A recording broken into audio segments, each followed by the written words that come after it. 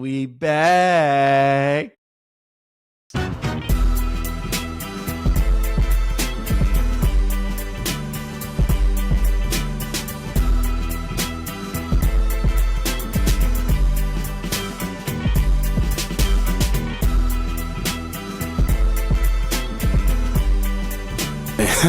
Hey, we live now, really.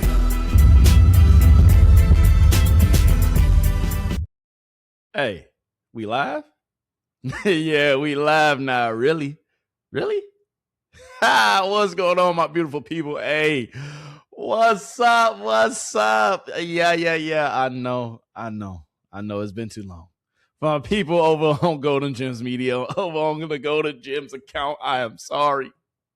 We've been in hibernation. We've been locked up, figuratively, because YouTube put us on punishment for a little bit. But you know something? Ain't no time like the present, baby. And guess what? We back. And we back like we never left. You understand me? So yeah, I missed you. I did. And today, today, we got a lot of things to get into. Oh my goodness. When I tell you we got gems on gems in today's episode, that's literally what I'm telling you. Like, we have so much to get into, so many gems to talk about, from the Nolan Wells case. Got a whole bunch of updates for you. Oh my goodness. Then you know the NFL season has started up. You know the NFL season is here, and you know it's upon us. So guess what? Yeah, we got a lot of stuff to get into over on that end too. I promise you. Today is going to be a what kind of episode? A gems-packed episode. Yes, a gems-packed episode. So before we go ahead and get started, y'all know, before we get started, you got to do me this one favor. You have to do me this one favor, please. Like, seriously, all jokes aside. Can you please take the time out of your busy day? Yes, literally, right now.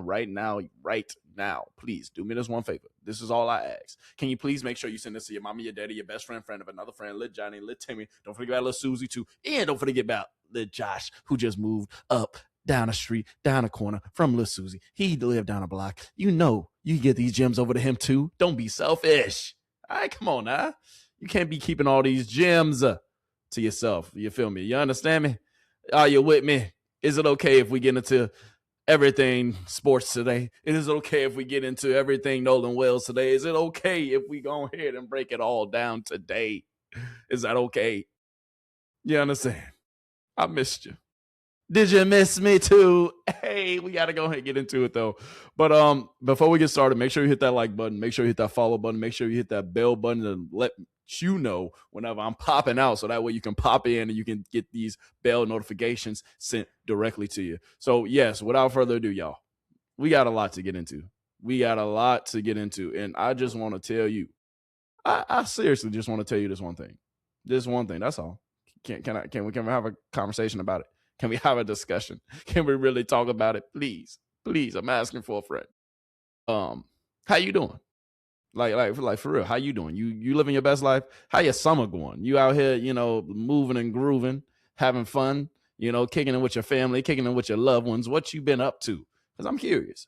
But regardless though, I hope that you're doing well. I hope that life is good. And at the end of the day, man, it's just the beginning, man. It's just the beginning. Not only just the beginning for me, it's just the beginning for you too. You understand? So yes, we have a lot to continue to get into, and it is only the beginning. You understand? It is only the beginning. We got gems on gems. So without further ado, first video coming at you. This is a Nolan Wells update. If you haven't heard, if you've been living under a rock, or if you just been MIA and you ain't been privy to what's been going on in our society or in our country, at the end of the day, there is a story that's sweeping the nation, sweeping the news just about everywhere. And it has to do with a young man named Nolan Wells. Nolan Wells, if you haven't heard of him, he is a young man who lost his life not too long ago. He is a young man who we are seeking justice for. And to be quite honest with you, we're just seeking answers. And it's a lot of people that's been on this case. You got the internet detectives out here. You got the internet lawyers out here putting in that work and putting in the groundwork for us. You understand? So, man, oh man. You got to understand. Everybody is talking about this case. Everybody is either spreading good news, good information, or spreading fake news, because there's a lot of fake information out there. And it's kind of sad that people will use fake information to try to, boost, I guess, themselves up a notch in just the internet world. But at the end of the day, the internet is the internet. The internet is fake. So don't be spreading fake news, especially about people who lost their lives. It's not fun. It's not cool. It's not anything that you should play about or joke about. And with that being said, it's a lot of videos that I've done over these last few weeks on Golden Gemz, media you guys just haven't seen. So over on Golden Gemz media, you guys haven't seen what I've been up to. You ain't seen everything that I've been covering. So I will be posting those videos here soon. Probably this upcoming week, I'm gonna have a lot of videos posted for y'all. I'm gonna have a lot of shorts going live over there because I've been getting into a lot, man. So yeah, it's just because I haven't been on Golden Gemz media don't mean we ain't been over here putting in the work. You understand me? So at the end of the day, guess what? I did miss you. I really did. And without further ado, let's go ahead and get into our first video, man. So my guys, Secret Sam. All right. I said Secret Sam. Secret Service Sam. He's been covering this case, and he actually talked to one of Nolan Wells' lawyers. So a lawyer that's working on a Nolan Wells side in this investigation and during this case, he talked to one of the Crump lawyers. So without further ado, we're going to go ahead and get into that video first, and then we're going to go ahead and talk about everything that needs to be talked about. So just sit back, relax. Let's go ahead and get into it. It feels good to be back. It feels good to be back, baby. And hey, we ain't going nowhere. All right, so sit back, relax, grab your popcorn, grab your little snack. All right, and let's go ahead and get right into it. One of the lead attorneys on the Carmelo Anthony trial. That's right. That's right. And so let me just say this first. Thank you so much for keeping both Carmelo Anthony and Nolan Wells' cases front and center, because these are such important cases for us right now. The community is very concerned about both instances. I know you're speaking about Nolan Wells right now, but I will say both of these cases are not typical cases that we would take at Ben Crump Law. But one of the reasons we got involved is because the facts of each of them shock the conscience. And so there's no way that we could sit idly by while Nolan Wells' family is waiting on answers from Mississippi law enforcement. We need transparency in this case. And we have asked, Attorney Crump did have a meeting with the DA, but they are still very slow to provide any information to the family and the general public. And while, she just made a statement about, their process in Mississippi, but still, you're going to have continued speculation and rumors and all of these things without them coming out with the transparency that we need so that we can get to accountability and then justice. Amen. Well said. Exactly. And what do you guys do as part of, as part of the Ben Crump law firm? And obviously, I love Ben Crump. I think the work he does is amazing. He's brought so much justice to people who otherwise wouldn't have gotten justice, because people don't like to talk about this. And how do you guys combat people who's right income? Hold on. It was a lot that they got into, but he had some technical difficulties. But rest of the interview right here, and we're gonna talk about. Are you back? Can you hear it now, Brooke? Yes, I can hear. Okay. Sorry for this buffering. I don't know why. The internet is wanting to act a little funny, but just sometimes on the live feeds it will do what you were saying. Okay. Well, you were talking about how do we combat some of the buffer information. What I will say is we typically don't get too involved in some of those issues, but I would like to educate the general public just in the sense of criminal cases versus civil cases. Criminal cases rely on the state, the federal government to bring charges. And that's what we're seeing the lag in Mississippi. This has nothing to do with anything that we can do as civil trial attorneys. We are advocating for Mississippi law enforcement to do what they need to do so that we can get justice for Nolan Wells' family. And in terms of the cases that we take at Ben Crump Law, families have to reach out to us for our assistance. And so we will, once they call us, we will vet the case, get as much information as we can to determine if they have a viable case. And then we will take it from there. We'll sign the retainer. We work on a contingent fee basis, which means if so right now, basically, what they're saying and what's going on, they're eliminating all these questions that people are having. Oh, I thought y'all only work with certain cases. I thought y'all, you only doing this for money, for profit, and all this. No. They doing this because it's too many injustices going around, and they are on the front lines, and they deal with civil cases. They deal with a lot of cases that aren't criminal. They deal with civil cases where families seek to basically get what's the word I'm looking for? Get compensated over what happened to their loved one, especially when the government is either covering it up, the government is either making excuses, other things, and et cetera like that. But she's explaining it well. Let's continue to get into the video because it's a couple of questions and a couple of things that he asks specifically about the Nolan Wells case that I think are extremely important and things that we will talk about here shortly. So let's go ahead and get into it. We don't recover any money, then we don't charge. So I just want people to know that, we care deeply for our clients and the issues that our clients are impacted by. So in terms of all the misinformation, we just can't let it get in the way of the work that we are called to do at Ben Crump Law. Amen. I love that. Yeah, that's well stated. And what is your take on some of the boys that have come out and have gone on, I call him Officer Race Batum Tatum on his podcast? Race Batum Tatum, really? Do you know if any of these boys already spoken to the police? Is this odd that they're going on a podcast? Is this how usually things are handled? What are your thoughts on that if you can comment?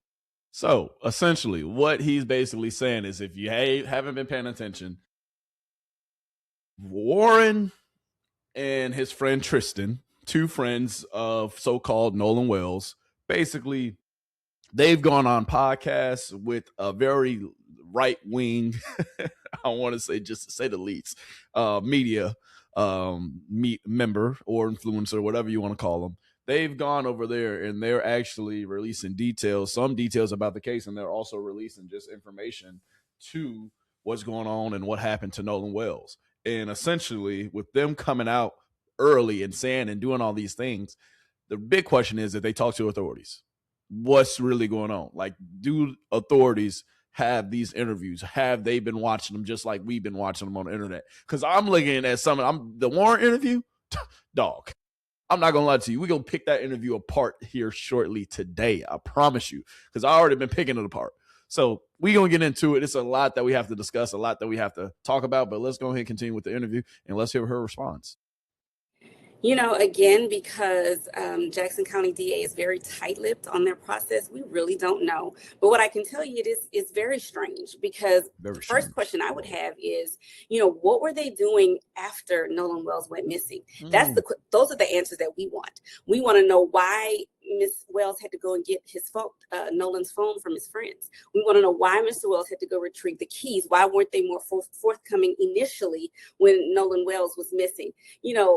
And if you haven't heard, it was a dispatch call too. So it's a dispatch call to Cito, essentially, that was actually done by Nolan's friends. And we're going to listen to that audio here in a bit. And we're going to really see what we hear from that audio. Because that audio in particular will tell us a lot of things, whether this case is really something that maybe early on had a lot of foul play, or if it's just a lot of white lies being told on both sides. All right. So we're going to get into it. We're going to hear all about it. And to be quite honest with you, that dispatch call, my goodness, that might be the thing that just broke the camel's back and broke this cover up that's happening wide open. It's very self-serving, I think. And, as far as Officer Tatum, it's propaganda. We're not going to get into that. But what we will say is we just don't have enough information, which, again, is why there's so much speculation. And it is very odd that they're telling their story to podcasts versus, reaching out to you guys about it. The information that we need to get justice for Christine and Elmore Wansley on behalf of Nolan. And what do you think about the audio that was just released? Are you guys do you have this audio? Are you guys able to get audio experts that have better software than us average Americans? Like, are you guys able to pull anything more out of this? Is that part of what you do? And what I will say is we are absolutely aware of it and we are investigating.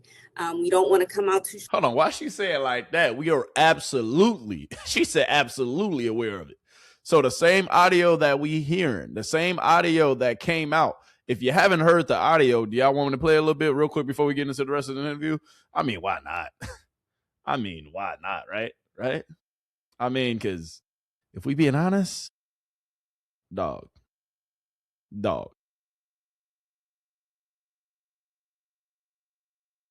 It is, boy. Hey, it's going to be something going down. It's going to be something going down. Because this audio, let me tell you, it's not pretty. At least for them. I'm not going to lie to you. If you haven't heard it, I mean, why not? Right? I should go ahead and play it for you, right? Hold on. Actually, here, let's play a little bit more of this, and then I'll play you out the audio, a little bit of it. Strong and, without information, but we are motivating. And what I will say is we are absolutely aware of it and we are investigating. We don't want to come out too strong and, without information, but we most certainly are investigating that audio. So they're investigating the audio. And what do you make? I saw the picture that Ben released, which appears allegedly to be Nolan on a boat with a woman sitting on his lap. Can you tell us anything behind why Ben released that picture? Does he believe that really is Nolan, or is that picture from a video that was a screenshot? Is there anything you can tell us on that? Well, let me be clear. One of the things Attorney Crump has been doing on his social media is reposting information as it comes to him. Not necessarily saying that any of it's been verified, but it is interesting information that we would like more to investigate more. So I'm not going to say that we know for certain any of it, but what I will say is it was information that we wanted the public to tell us more about. But anything that Attorney Crump does repost. So just going back to some of the audio that was released. If you haven't heard it, if you've been living under a rock, I'm just going to play a little bit of it for you. We're going to play a little bit more of the audio here in a second. But there's a lot that we're going to get into. I'm not going to lie to you. It's a lot that we're going to get into. But let's listen to this audio real quick. Sorry, look. Hello, can you hear me? Yeah, what? What? So you're breaking up. You call her for help and you said, yeah, what? Bro, what? First of all, hold on, what? Anyway, let's continue. If you need assistance, do you have a VHF radio? Yeah, we do not have the VHF radio. All right, well, let's try to get you going because you don't have good cell phone reception. Can you verify your coordinates one more time? Okay, my coordinates are 30 degrees by 14.684 north, and then west by 88 degrees by 46.79. Right, looks like you're on Horn Island, correct? Are you yes, on Horn Island? Yes. All right, is the boat sinking or you have it aground? We were sinking, yes. Sorry, look. Hello, can you hear me? Yeah, what? So you're breaking up. If you need... Next person. All right, and is everybody on board in good health otherwise? Yeah, everybody's How many? All right, do you need the United States Coast Guard? What? Do you need the United States Coast Guard? No, we do not need that. All right. All right. Do you have your current GPS coordinates? Let me go look. If not, I can send you a text message.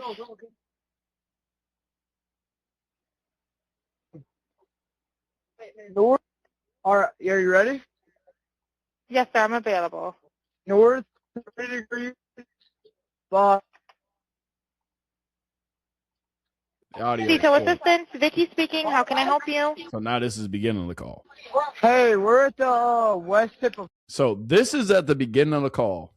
And so the previous two audios I just played, to be quite honest, I should have just played the entire original, the one that had basically everything that, I mean, we will need to go through. But anyway, we listen to it. But this audio right here that I'm about to play, this is the one because you're going to hear a lot of stuff in the background, and y'all tell me what you hear. Horn and our bilge pump stopped working. We're sinking. Can y'all please come? We have a membership. All right, of course. How far is the water coming up, sir? Can you give me a description? Ankles? What did he just say? Shut the fuck up or wake the fuck up. Y'all tell me. Excuse my French. Hello? Hey. Yes. Hey. How far is the water coming up, sir? Drunk. It's coming up. We're just sinking. I don't know. Like we're going down now. All right. Well, let's get you going. Membership number or phone number listed on the account, sir. I don't know the phone number. It's either Jerry Atkerson. I think it's Jerry Atkerson. Try that. All right. I know we have a membership, like guaranteed. I don't have the tag Unless on you here. have a It got ripped membership off. number or anything, it's okay. I'll get you over to the captain. What's the best phone number to reach you at? Detail assistant, Vicky speaking. How can I help? All right. So essentially, this is the phone call that people are talking about. This is the call that is kind of having the internet go crazy. Let's get back into the interview because she answers a few more important questions that I think y'all might want to hear. So without further ado, let's go ahead and get right into it. Wrong video. There we go. Social media team reposts. It is certainly for informational purposes. We want more information of it. We want the public to continue to investigate, but nothing that he reposts is an endorsement of fact. Okay, that's good to know. And also on the autopsy, was there a reason that you guys chose to come out before the state did? And also, I just want to say, as an optics thing, just a regular American citizen, it seems very suspicious to me that they had more time than you guys did, but they still haven't released their preliminary findings. Do you have any comment on that at all? Well, it's important for Attorney Ben Crump and Ben Crump Law to be on the side of truth, transparency, so that we can get to justice. The Jackson County DA has mentioned that they won't be releasing any of their findings until the grand jury has evaluated and determined whether or not an indictment will move forward. But we have to move. We need information. And so it was important for us to release the findings that we did have, which was limited because we were already behind the 8 ball in the terms of having to wait to do the second autopsy. So we're doing what we can to push the information forward. We don't want speculation. We want the public to be informed because we need the information too. So, it was important to do that, to disclose what Dr. Mitchell found and what he couldn't find based on the fact of the missing, body parts that we didn't have access to. So we're doing what we can to move this conversation forward because so much time has passed. And in fact, it's been entirely too long. So basically what she was saying was a lot of people are mad at Benjamin Crump because he's reposting a lot of things, and he is doing that strategically because by him reposting it, maybe that might trigger somebody to call because maybe that's a picture that, I remember this was in that picture that I took, or, I thought this was in that video, or, I really thought I actually seen what happened, or I seen that moment. So it's a strategical reason why they're reposting some of the things. And the last thing that they reposted was just a random picture of Nolan Wells' leg hanging off the boat. And it would appear to be someone else holding a woman in the background. So who knows? But they're reposting everything. And I honestly respect it because that's how you're going to get calls. That's how you're going to get people to, pay attention to what's going on. And to be quite honest with you, I'm here for it. So let's continue. Yeah, it really has. And it just, to me, I saw Tate Reeves, the governor, call Ben Crump a liar when I posted a video the other day showing that Todd Terrell from the United Cajun Navy, in fact, on Nancy Grace, said that Nolan was found fully clothed and face down, and then took that back. And so, I guess to me as an outsider, what I wonder is why would the governor be getting involved like this? Why would he not want justice just as much as all of us do? And it's Mississippi at the end of the day. We're very aware of Mississippi's history, and it just is disheartening to see the governor call out Ben Crump and call him a liar over something that People magazine posted posted, Nancy Grace posted, and I even posted the exact clip where Todd Terrell says it himself that he was fully clothed and found face down. It just, what do you say to everybody who feels like this just seems like a cover up? Do you think there's any truth to that, or is it just speculation? And here's what I can tell you. And after this question, I'll need to go to my next meeting. But I want to make this point because this is so very important.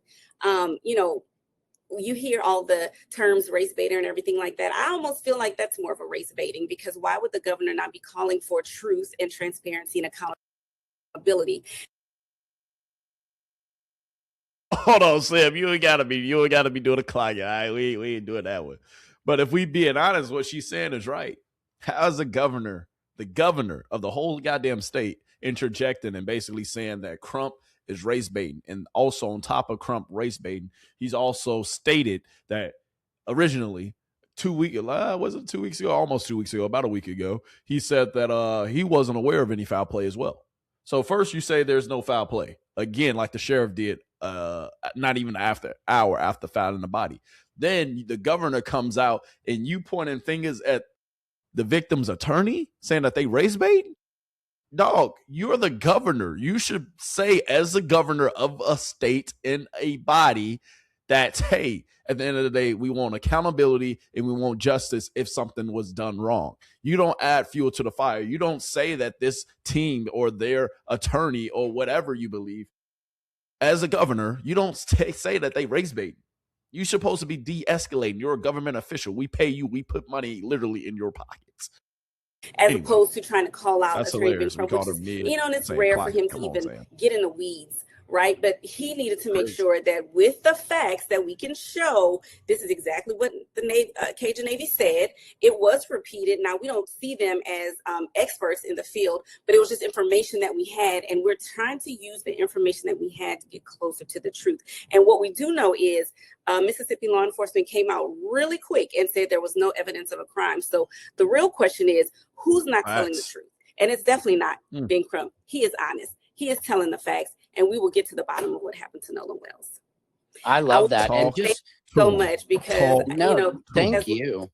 This conversation going, it will help your audience and all audiences understand that we are fighting for one thing and one thing only, and that is justice, not just for Nolan Wells, but for every suspicious circumstance where someone's loved one was taken.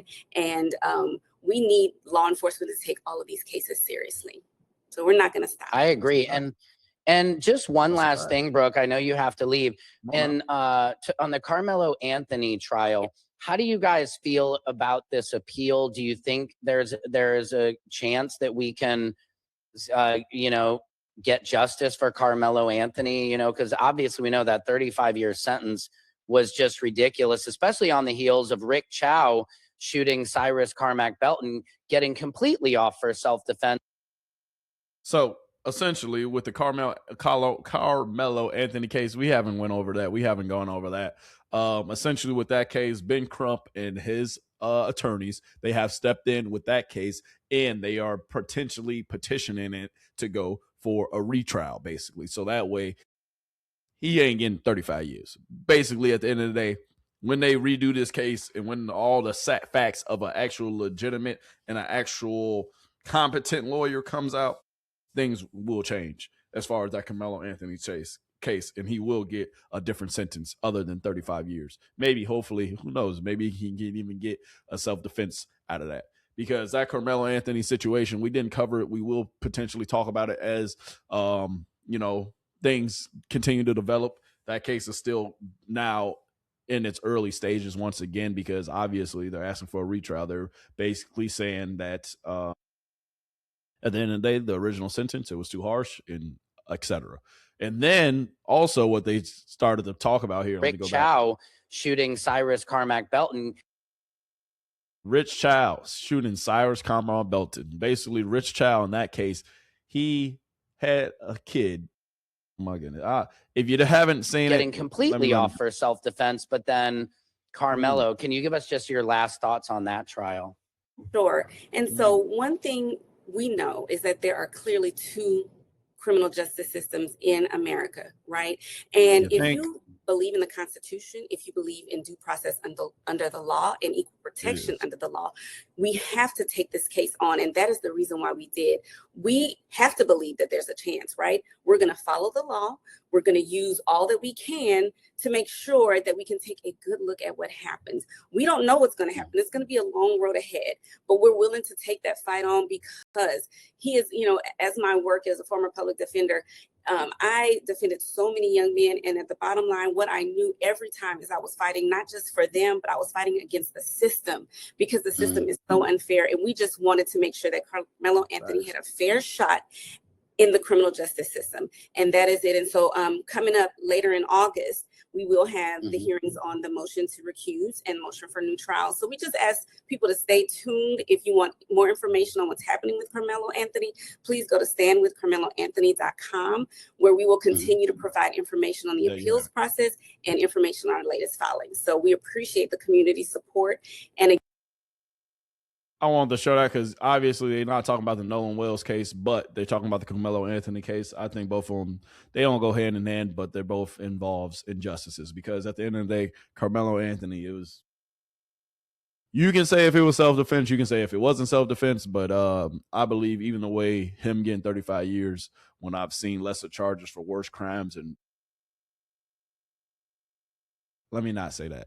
I've seen lesser charges done by other people with far worse crimes. They did far worse stuff, and they didn't get anything. So going on because there's so many different Americans. Thank you for your time. What you guys? I thought he was going to ask her. I think he did ask her one more question, but we ain't got to wait for it. We ain't going to get into it. But I did just want to show y'all that because that is an actual attorney for the Ben Crump family, and well, not for the Ben Crump family, but for Ben Crump and his people. And what she did was awesome because she came in, she gave a little light, and she basically said, like, hey, at the end of the day, we waiting on Mississippi. Like, this is a criminal investigation. This potentially can lead to a lot of other huge things and a lot of major new developments. And yeah, they're going to eventually, you know, get some answers. But at the end of the day, we waiting on Mississippi. So basically, she said they can't really do nothing about it because at the end of the day, Mississippi, they're the ones who hold the cards. It's in the DA's hands now. So the DA is the one who holds all the cards. And I thought this next video that I want to show you, I thought this video was not funny, but interesting because Plaz, he chimed in. And Plaz, he does chime in on a lot of like public topics and things of that nature. But with him chiming in on this, I really thought it was interesting because he said he only like did maybe a little bit of research, just a little bit of research. And this is what he ended up saying with his little bit of research. Been following this whole Nolan Wells thing way long and more in depth than me. I ain't took the time to dive in it, but at some point I am to give y'all my honest opinion on it. But I was just on the plane and I seen like 2 clips. I guess it just was intended for me to see it. But it was one video they showed. They were just panning, I guess, Horn Island, showing y'all the boats and the people and shit who was at Horn Island that day. Right. And I say, shit. You see all the flags and shit on all the boats. I say, shit, man, this is a motherfucking rally. This is like a motherfucking rally to me.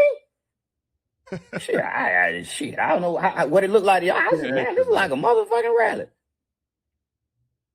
And I already know what some people going to say. Oh, them just people who love their country and with the American flag. Listen, I love my motherfucking country too. But it's just like I tell people about that motherfucking that American flag today means something totally different to me than it motherfucking meant when I was in motherfucking elementary. When I was in elementary, they just make us stand up, put our hand over our heart and sing the motherfucking Pledge of Allegiance. What they told me that motherfucking flag stood for back then and how I feel when I see that motherfucking American flag today, it's 2 different motherfucking things. It's like when I just see the motherfucking Confederate flag hanging off the back of that motherfucking pickup truck. It told me all I needed to motherfucking know about that motherfucking pickup truck. I know that. To me, it did. And then I went a step further. I said, man, let me look at some of the goddamn, let me screenshot some of these motherfucking flags. Let me see what kind of motherfucking flags keep hanging in there. Look at this motherfucking flag right there. Sure ain't no motherfucking way. That motherfucking skull. I don't know what that even means. That motherfucking skull head blank. Ah, shit. And then the motherfucking TMZ, I see the 911. Obviously, he's ignorant to the fact that, you know, with things involved in this case, yeah, I'm gonna let him finish and then I'm gonna talk. One call they put out. I listened to the motherfucking 911 call. This fucked me up. Where that motherfucker at? Sorry, what? Hey, Hello, can you hear me? Yeah, what? Yeah, what? That motherfucking lady said, "Can you hear me?" The motherfucker, yeah, what? Shit. Well, I know what motherfucking nice sound like, and I know what motherfucking not nice sound like too. And then on the same motherfucking call, he said he's sinking. The motherfucking boat sinking. She said, "Sir, you need us to get the National Coast Guard out there." No, don't send no guard. Huh? Bitch, and you sinking? Bitch, if I'm sinking, send any guard. Bitch, send a security guard. Bitch, any guard. No. He said, send a security guard. Send any guard.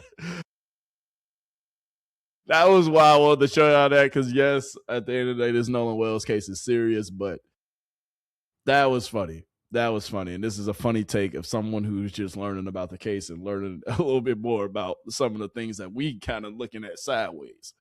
But he said basically that the fact that they said no to the we're going to listen to the whole in-depth call here in a second, and we're going to break down every little part of it. But what he's saying is true, though. If they asking you, do you need the Coast Guard? Like, do you need, like, emergency assistance? Don't you think you would say, hell yeah, send anybody, send everybody? And I agree with that.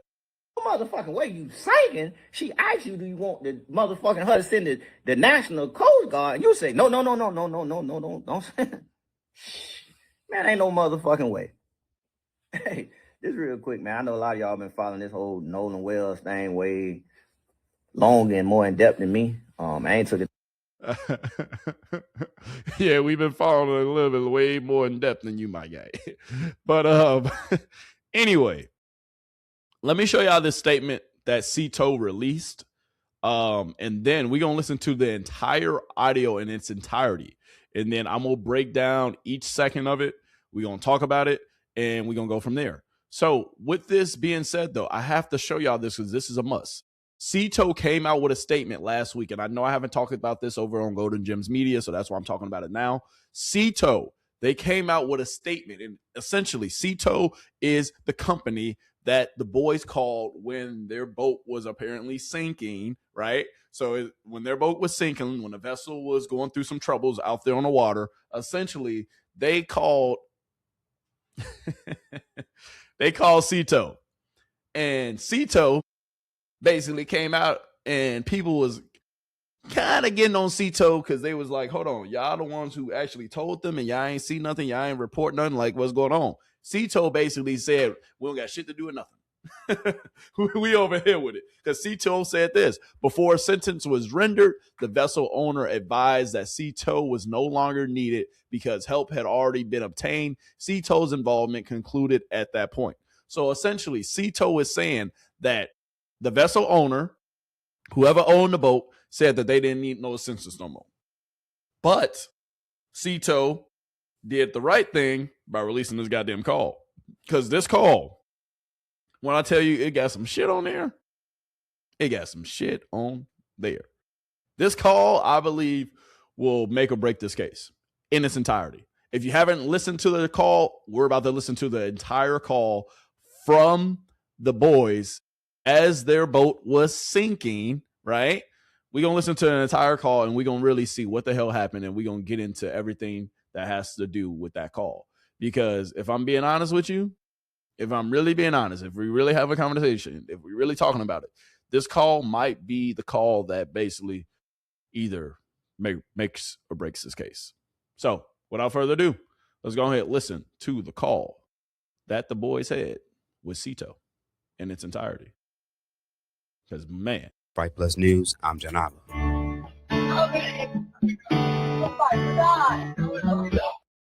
So what's going on right now is they were on hold. This is the entire call. The boys was on hold. Cito released the entire call in its entirety. What you are hearing at the beginning of this video,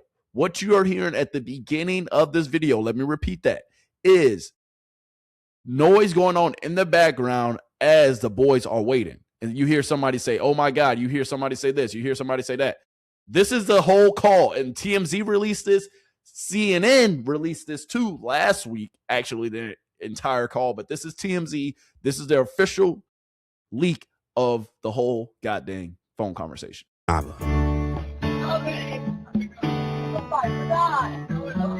Detail assistant, Vicky speaking. How can I help you? Of course. How far is the word coming up, sir? Breaking news coming out of Mississippi. A little over 20 days after Nolan Wells' disappearance and death, there now appears to be a major break in the case that the public is finally hearing. Yesterday, we would release an extended version of the audio call his friends would make to the Cito company when they alleged they were having issues with their boat and was sinking. Okay, How many adults on board? There are 0 adults on board. There's nobody on board the boat? No. Nobody right. here is over the age of 21. Sir, that was not the question. Now, this version we shared, originally obtained by TMZ, would only capture when you first hear the driver of the boat speak with the operator. Now, late Saturday night, local outlet WLOX would go on to release a completely unedited version of the call provided by the Mississippi Department of Maritime Resources. And in the first few seconds, appears for some that not only Wells was on the boat with his friends when they left Horn Island, that he also appeared to have passed away amongst them. At the top of the call, while hold music played, you can hear panic from an unidentified young woman who appears to say Nolan, followed by, oh my God. Now, as the driver of the boat tries to explain the situation regarding the boat itself, you would then hear a male voice in the background seemingly yell, wake up, wake the F up.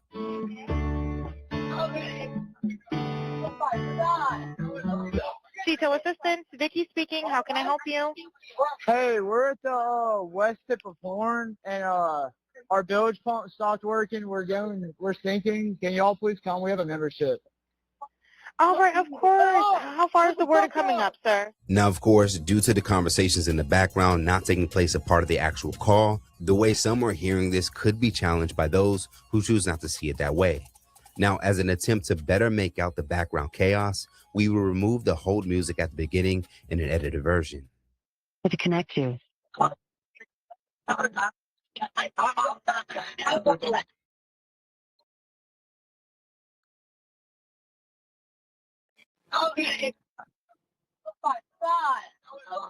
Detail assistant, Vicky speaking. How can I help you? Hey, we're at the west tip of Horn, and our bilge pump stopped working. We're sinking. Can y'all please come? We have a membership. All right, of course. How far is the word coming up, sir? Now, to note, we as well personally can't help but to hear what many are now picking up as well as potential's final moments now that this version of the tow call has been released.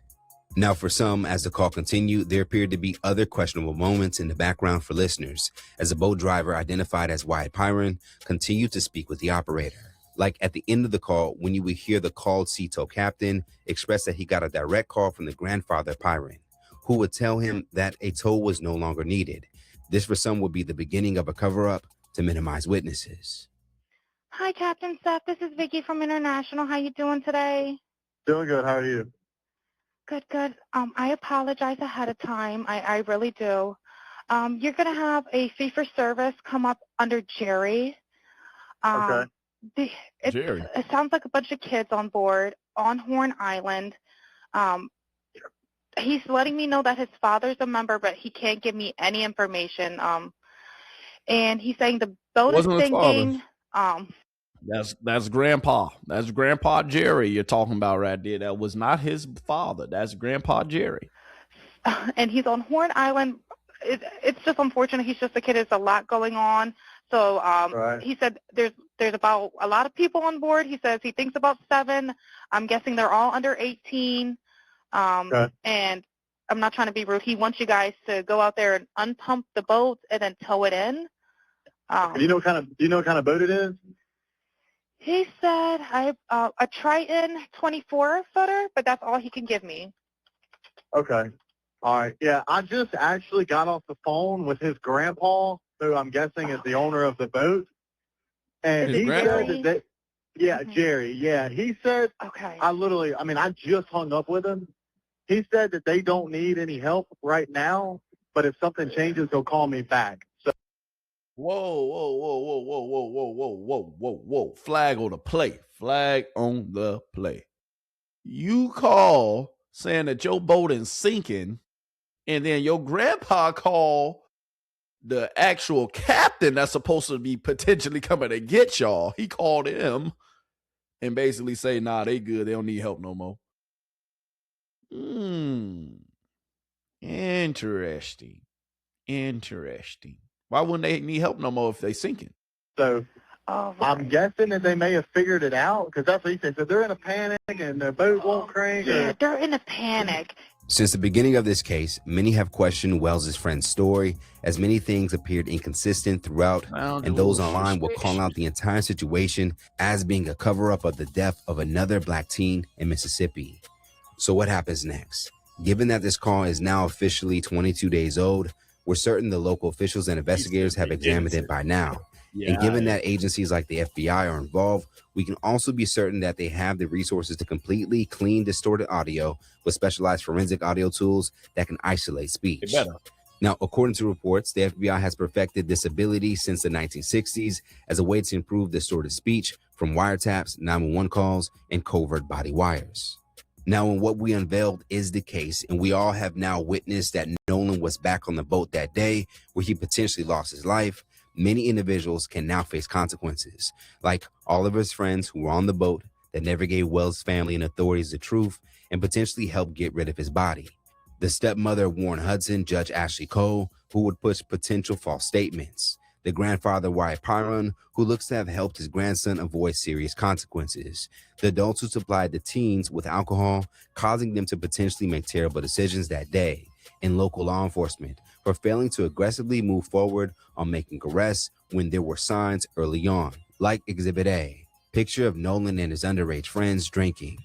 And more specifically for Sheriff John Ledbetter for expressing he didn't see any signs of foul play before an autopsy was even conducted. This recent update not only could highlight criminal bias, but also media bias because, again, this audio is over 20 days old, but for some reason, none of the major outlets played it in its entirety, which would have captured the slurred speech by Pyron, the boat's driver, thus potentially incriminating him of boating under the influence, which again is against maritime law, as well as capturing him stating that none of the occupants of the boat were over 21 years old, the legal drinking age in Mississippi. Okay, How many adults on board? There are 0 adults on board. There's nobody on board the boat? No. Nobody right. here is over the age of 21. Bro, he sound like he's so privileged and he's so upset that she even asking him questions. Dog, she just trying to help you, bruh. We're about to listen to the whole call in its entirety. I just wanted to show y'all this video because this video breaks down key essential parts. I probably should have played this video second, but I'm gonna give you my own personal commentary as we're listening to the whole original audio. So there you have it. Let's finish. Sir, that was not the question. On Thursday, Mississippi District Attorney Angel Myers McIlrath would speak out about the case and would defend the pace of the investigation as it would now be presented to a grand jury when it's complete. I understand the public's urgency to know what happened to Nolan, but we are not taking time for time's sake. We are taking the time required to complete the work this investigation demands. Since Nolan was reported missing, local, state, and federal law enforcement agencies have worked around the clock investigating what happened to him. Every piece of evidence must be examined. Every credible lead must be followed to its conclusion. Every witness interview must be analyzed in context of all other evidence. The pressure for answers does not change what the work requires. I also understand that many people have questions about why more information has not been released publicly. In Mississippi, the rules of professional conduct restrict the information a prosecutor can release during an investigation. Our restraint in communicating facts and evidence is not an effort to keep the truth from the public. It is an effort to protect the integrity of this investigation and the grand jury proceeding. As your district attorney, I have an ethical obligation to avoid public statements that could influence witnesses. Why is she reading this so well from a teleprompter? I don't want you speaking from the heart. I don't want you speaking from no teleprompter. You the DA. You supposed to know what you're supposed to say.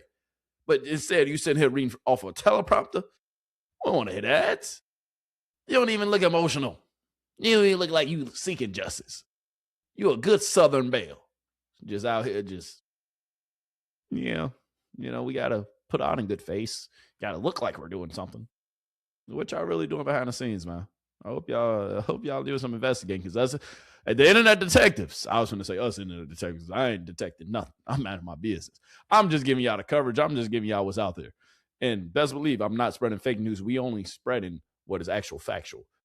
You feel me? Because at the end of the day, these calls are actual factual. That Ito's statement is actual factual. You feel me? So I'm not showing y'all, I'm not going to lie to you, I'm not showing y'all nothing that's not facts, not plain Jane. It's straightforward.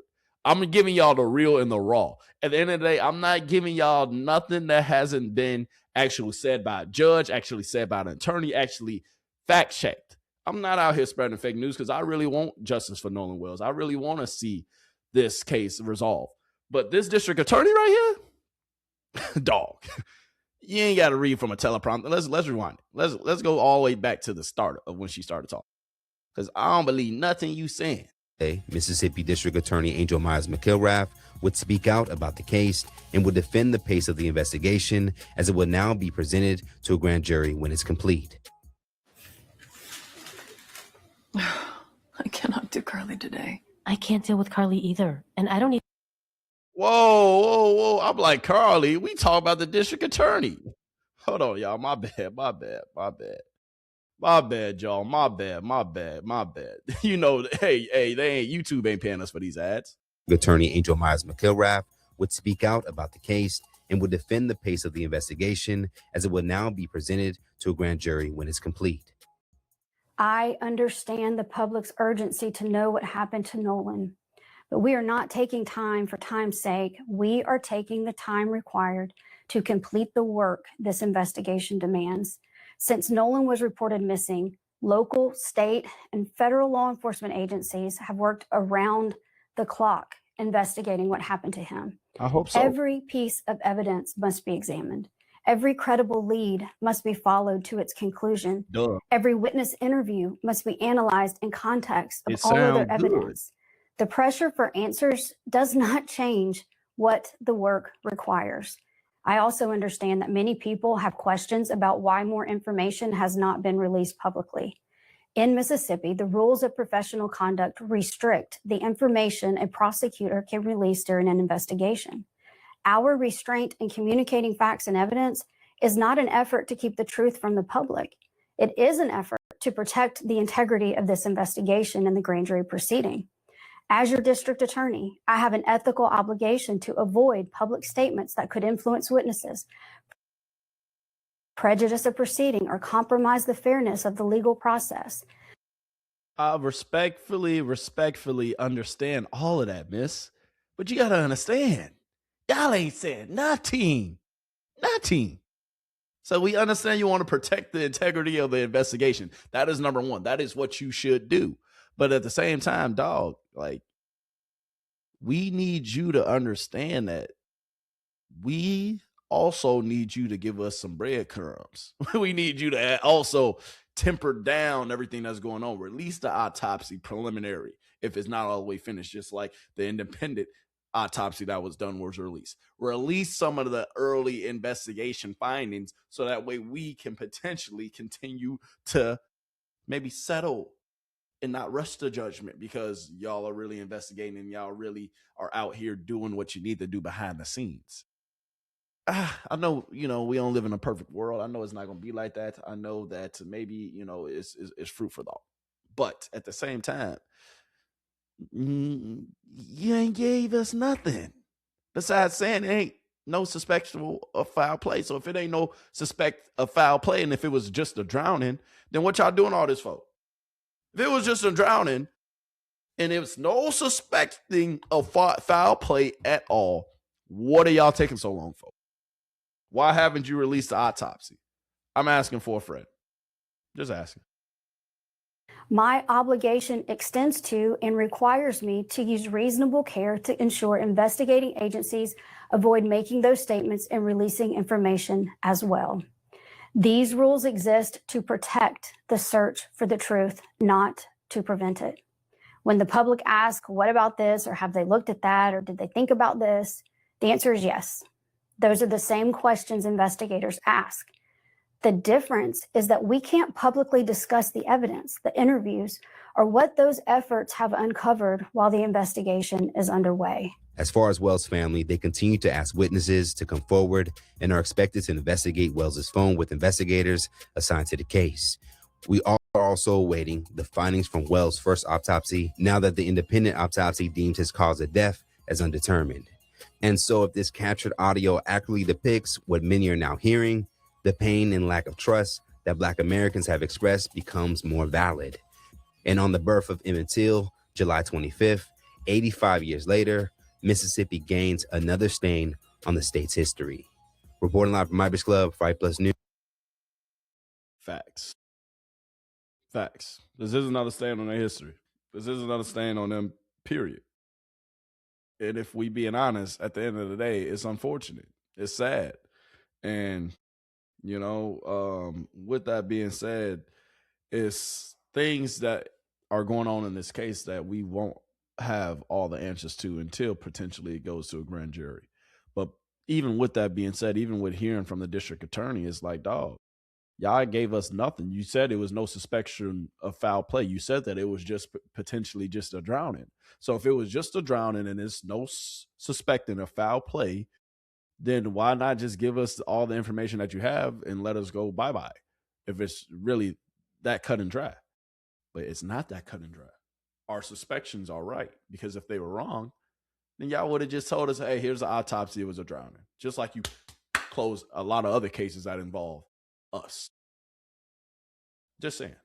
But let's listen to the whole original audio, and then I'll kind of give you a little feedback as we go. Vicky speaking. How can I help you? Hello, sir. Hello. Vicky speaking. Hold on. Let me try to turn it up. All right. How can I help you? Hello, sir. Hello. Okay. How many adults on board? There's 0 adults on board. Vicky speaking. How can I help you? Hello, sir. Hello. Okay. How many adults on board? There's 0 adults on board. There's nobody on board the boat? No. There's no one on board. Nobody here is over the age of 21. Sir, that was not the question. Is there a person? Is there a person, a living individual on the boat? Look, she getting frustrated with him, and he getting frustrated with her. Dog, this whole conversation, if I'm being honest, is wild. How you call them for help, and you get mad at her asking you questions that she needs to ask you, so that way she can get you some help. You can't make this ish up, I promise you. Hey, Wyatt, Warren, Bart, all you boys. Oh, it ain't looking pretty, baby. It ain't looking pretty. Hey, we're at the west tip of Horn, and our bilge pump stopped working. We're sinking. Can y'all please come? We have a membership. All right, of course. How far is the water coming up, sir? Can you give me a description? So right there, did he say, wake the fuck up? Nolan, wake the fuck up. Or did he say, shut the fuck up? What did he say right there? Let's rewind it. All right, of course. How far is the water coming up, sir? We have a membership. I thought he said, shut the fuck up. How far is the water coming up, sir? Can you give me a description? Ankles? What'd you say? Hey. Yes, how? He said, what'd you say? Hello? Hey, bro, what? Oh my goodness. This is how you know something else is going down in the background. Something else is going down with dog, just this whole picture in general, because it's not making sense. Nothing that they talking about is making sense. I promise you, it's not making sense. It's not making sense. Because dog, it's a lot of simple answers that could have been asked. Because if we talking about it, if we really talking about it. Speaking, how can I help you? Hey, we're at the west tip of Horn, and our bilge pump stopped working. We're sinking. Can y'all please come? We have a membership. All right, of course. How far is the water coming up, sir? Can you give me a description? Ankles? What'd you Hello? say? Hey, Yes, how far is the water coming up, sir? it's coming up. We're just sinking. I don't know. Like we're going down now. How come he couldn't answer a basic question? Let's rewind our audio that we listened to back. Sir. For membership. All right, of course. How far is the water coming up, sir? Can you give me a description? Ankles? What'd Hello? you say? Hey, Yes, how far is the water Hey. coming up, sir? it's coming up. We're just sinking. I don't know. Like we're going down now. Dog, she asked you a basic question. How come you can't answer a Assistant, Vicky speaking. How can I help you? Hey, we're at basic the west tip of Horn, and our bilge pump stopped working. We're sinking. Can y'all please come? We have a membership. All right, of course. How far is the water coming up, sir? Can you give me a description? Ankles? What'd Hello? you say? Hey, Yes, how far is the water coming up, sir? it's coming up. We're just sinking. I don't know. Like we're going down now. So basically, what everybody was saying and what the internet is talking about, she asked you a basic question, dog. If the bilge plump y'all just saw is not more than like 10 inches, she asked you was it by the ankles, because the ankles is probably how far the water can come up before it starts entering on the boat. So she's asking you simple questions that you should be able to answer. But dog, can answer one. Now let's finish listening to the whole call. All right, well, let's get you going. Membership number or phone number listed on the account, sir. I don't know the phone number. It's either Jerry Atkerson. I think it's Jerry Atkerson. Try that. All right. I know we have a membership like guaranteed. I don't have the tag Unless on you here. have a It got ripped membership off. number or anything, it's okay. I'll get you over to the captain. What's the best phone number to reach you at? Reach me at 2. Okay, they cut that All part out right. because And is everybody on board in good health otherwise? Yeah, everybody's How on many? board. All right. Do you need the United States Coast Guard? What? Do you need the He said what? He was trying to make sure he heard her right like that. United States Coast Guard? No, we do not need that. No, we do not need that. Why? If you sinking, don't you think you would need any kind of help? Anybody who willing to help you out, don't you think you might want to say, hey, yeah, we do. Send everybody. Even if you got a security guard, send them too. All Okay. right. All right. Do you have your current GPS coordinates? Let me go look. If not, I can send you a text message.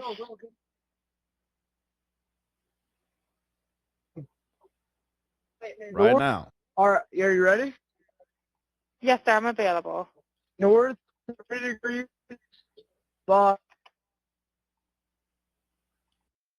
So what we're listening to right now, y'all, we're listening to the actual tow call / phone call that actually occurred and went on.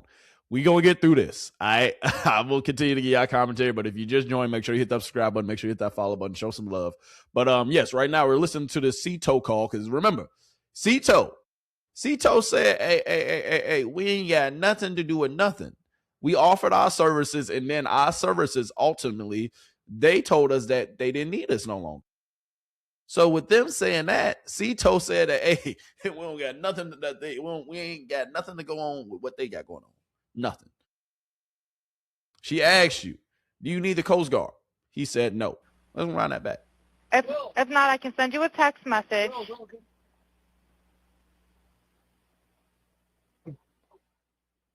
north. All right, are you ready? Yes, sir. I'm available. North 30 degrees. But Obviously, he giving a number. They giving a number for the Coast Guard. 4672. They wouldn't release this with, or the Marine. All whatever. right, 4672. All right, and you were breaking up a little bit. Can you just repeat it one more time to make sure I have it correct? Sorry, look. Hello, can you hear me? Yeah, what?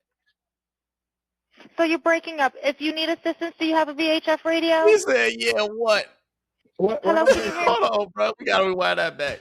She just say, hey, sir, can you hear me?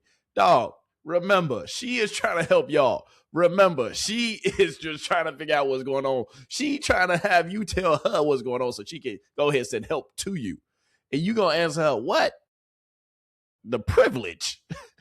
Ain't nothing wrong with being privileged, but bruh, dog, what? Sorry. That's right.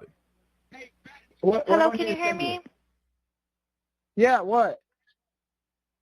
So you're breaking up. If you need assistance, do you have a VHF radio? Yeah, we do not have a VHF radio. All right. Well, let's try That's not to the get you attitude, going bro. because you don't have good cell phone You know he reception. ain't Can talking. you verify your coordinates one more time? Okay, my coordinates are 30 degrees by 14.684 north, and then west by 88 degrees by 46.79. Right. It looks like you're on Horn Island, correct? Are you Yes, on we are Horn at Horn Island? Island. Yes. All right. Is the boat sinking or you have it aground? We were sinking, yes. Is it aground is the question? He said we No, are we're not sinking, aground. yes. We are in Okay. 17 foot of water. We're in 31 foot of water. All right. Have to ask. What do you want to do? Do you want to be towed back? I want to get this 31 boat foot of water. unsank and towed back, yes. All right. Where would you like it towed to, sir? You can tow it to Ocean Springs Harbor or Fort Bayou Launch. All right. How many adults and children on board? No, there's no children. So, is there anybody on He board? said How many no, adults, no sir? children. That was the question.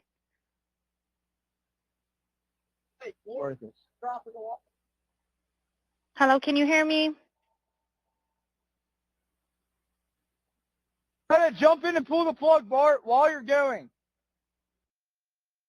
Hold on. Jump in to pull the plug. Who? Bart? Hey, Bart. Hold on. Hey, Bart. I ain't gonna lie to you, Bart. I thought you, boy, hold on, dog. Hold on. Hey, Bart.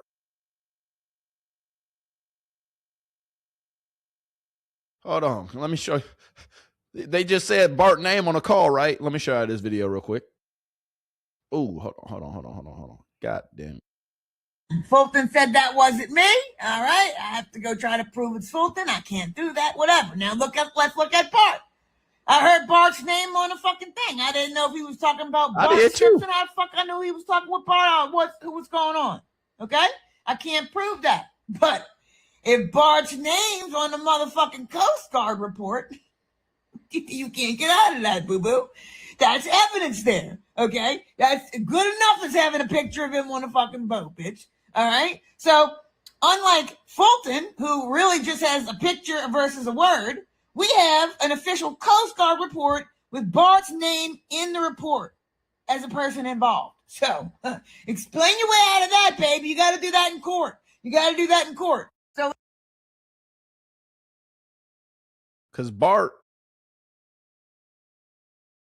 Because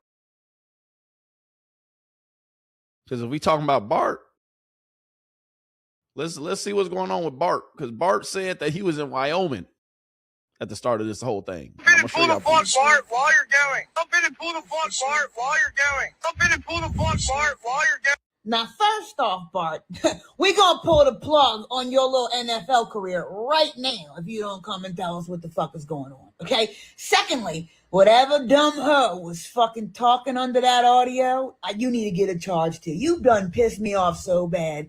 Somebody send me the fucking audio without this hoe's breathing and fucking saying shit. Hey, we're going to get back to some more of her videos, man. But Bart ultimately, if we looking at this, Bart said that he had nothing to do with it. So with Bart saying that he had nothing to do with it, it kind of muddies the water a lot. You understand that? Because, oh my goodness.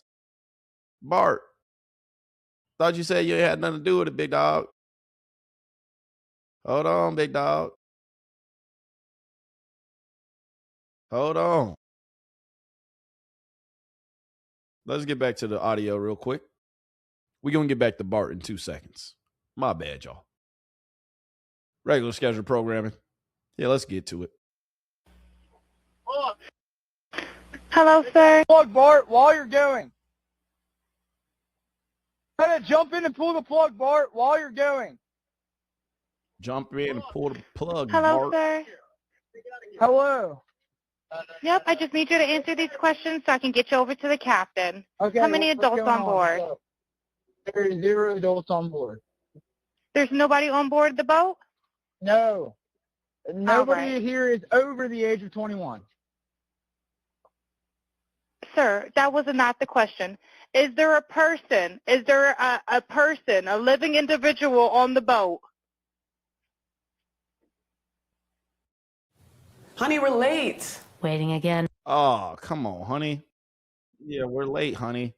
Hold on, y'all. Give me 2 seconds because YouTube ain't paying us. And we ain't showing y'all no kind of ads. We are not going for none of that.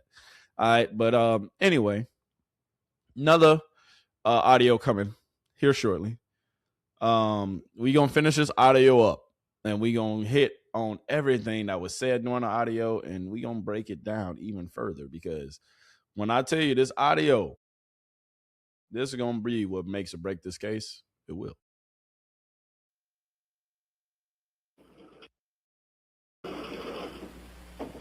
Hello? Is there a living person, someone breathing on the boat? Is there anybody on the boat? Yes, there's lots of people breathing on the boat. All right, how many people, sir? Like 7. All right, thank you. Does everyone have life jackets on or available to them? Yes, we have life jackets available. All right, verify what boat's sinking. A Triton, 22-foot offshore, 22-foot Triton offshore sea flight hull.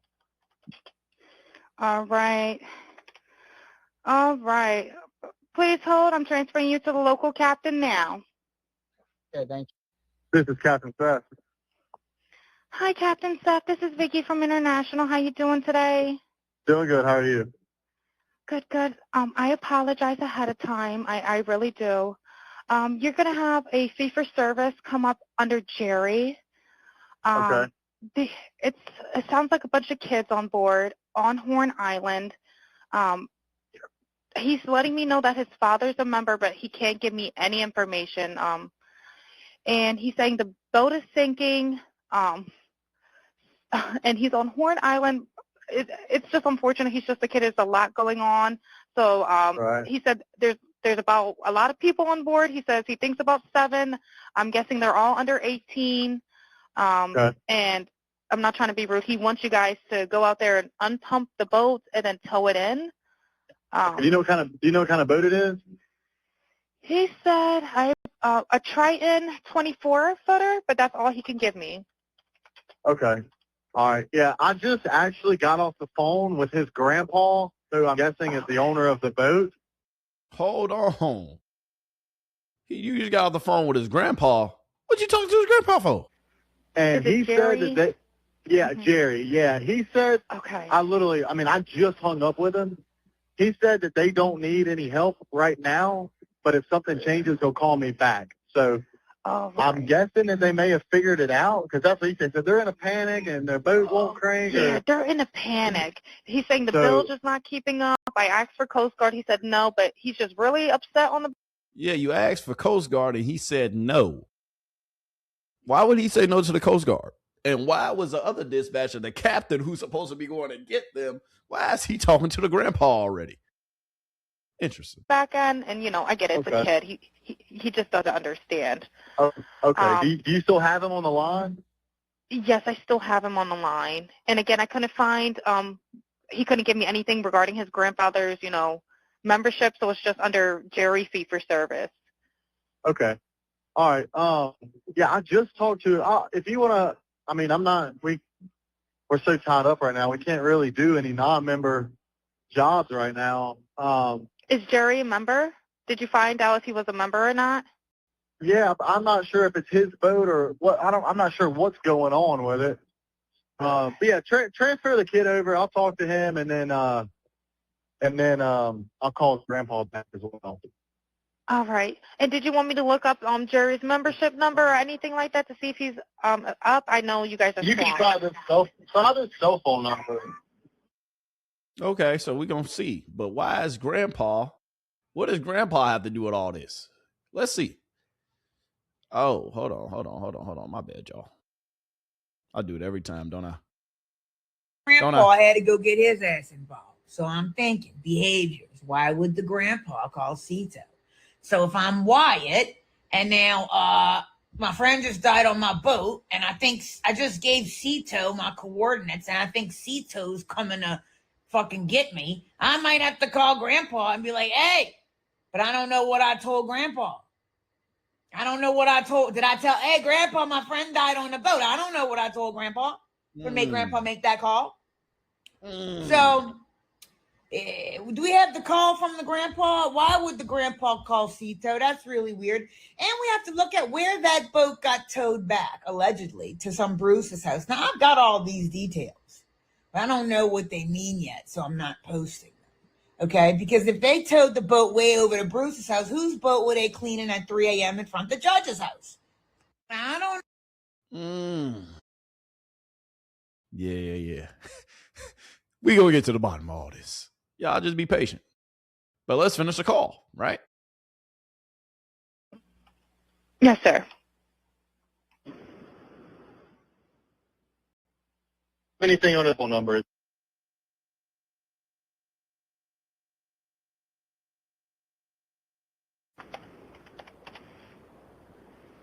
All right. Yep.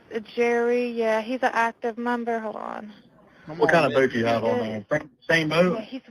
Yeah, he's one of your members. Yep, 22-foot Triton. All right, I'll just disregard this one. I'm gonna send you over an accurate one under this Jerry Ackerson one. Okay, he's one of your members. You'll get in a couple minutes. Okay. Okay, perfect. All right, and yeah, just transfer this kid over whenever you get a chance. Okay. So we just got through the whole phone call.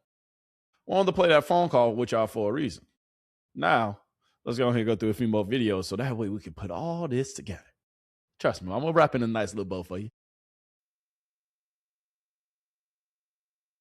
With me for a second. Now, the young man who made that phone call to Cito, he was very intoxicated.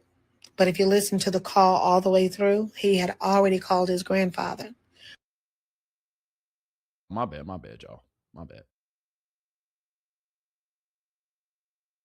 What? What is the video? What? Hold on. So, but you also hear them in the background say, don't get back in the pool. A pool and a body of ocean water are two different things. It doesn't take a rocket science to steer that. So there was an accident. I'm going to say accident. They panicked. They called their dad, their granddad. The granddad connected with someone who was already still out at Horn Island. Got the location. The boys wrote it down. That's why he was able to read it to him, because he was too intoxicated. And when the Cito operator asked him how many people are on board, he said like 7, but it really was 8. And the reason why he said like 7, because the 8th person was already gone. These boys are in serious trouble. Very. Cito assistant, Vicky speaking. How can I help you? Hey, we're at the west tip of Horn, and our village pump is not working. We're put it all together, y'all. Please come. We have a membership. Okay. All right, of course. How far is the water coming up, sir? Can you give me a description? Ankles? What'd you say? Hey. Yes. How far is the water coming up, sir? It's coming up. We're just thinking. I don't know. Like we're going down now. How come he couldn't answer a basic question, y'all? How come he couldn't answer a basic question? I'm asking for a friend. That's all. I'm asking for a friend. If it's coming up to your ankles, that's what she said. Ankles, feet, like how high is the water coming? Because the bilge pump, he's got like 10 inches, between it. She just showed you. So how far was it coming up? But he couldn't answer. My bad, y'all. So, I don't know, man. It's a lot. There's a lot with this case that we gonna unravel. I promise you that. But there's still been no arrest. Why? Why? If it was no foul play, if it was just a drowning, why does a grand jury need to see this? If it was just a drowning, why haven't y'all released the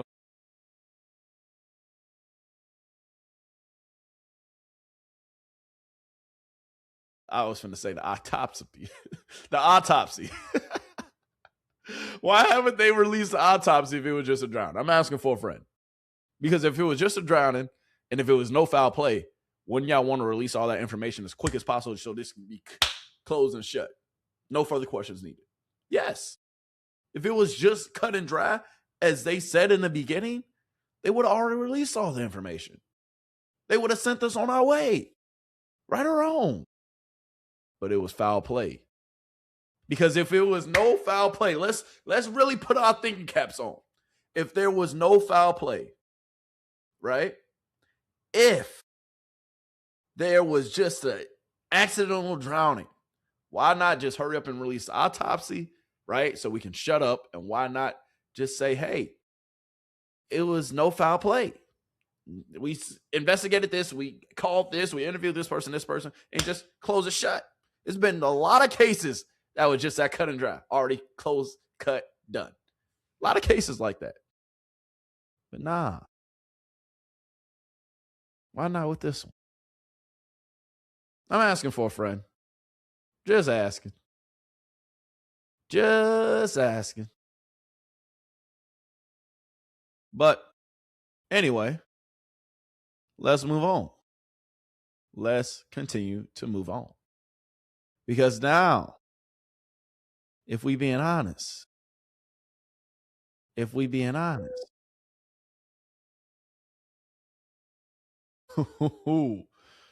some more stuff we got to get into. All right, come on, girl. What else you got for us? Number one lawyer right now.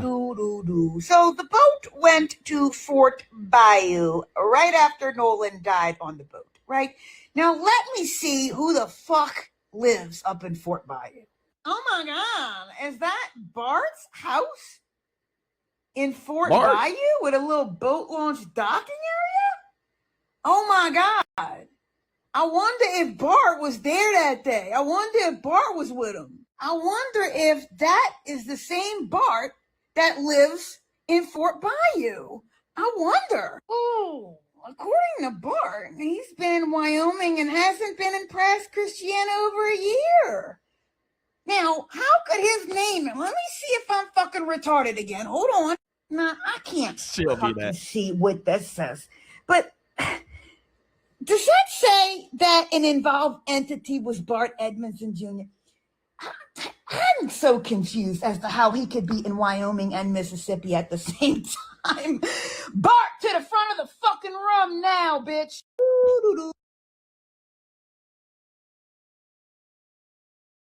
Because if the reason why I'm showing y'all that, and the reason why is because she kind of piecing this case together like it ain't no other. Because if we really being honest, this next video gonna show you a little bit more why. Let's get into it. Assuming this is a planted story to send us on a red herring. So the most important thing in this story now is actually who's not mentioned. Okay? Because whoever is trying to send us somewhere, their name's not going to be in here. So who's not in here? Jax and Bart. Okay? So let me tell you, whoever wrote this knows those people very well. They are in that friends group because they were trying to pin it on them fucking Mossies. Okay? Because this story came out before the fucking photo came out.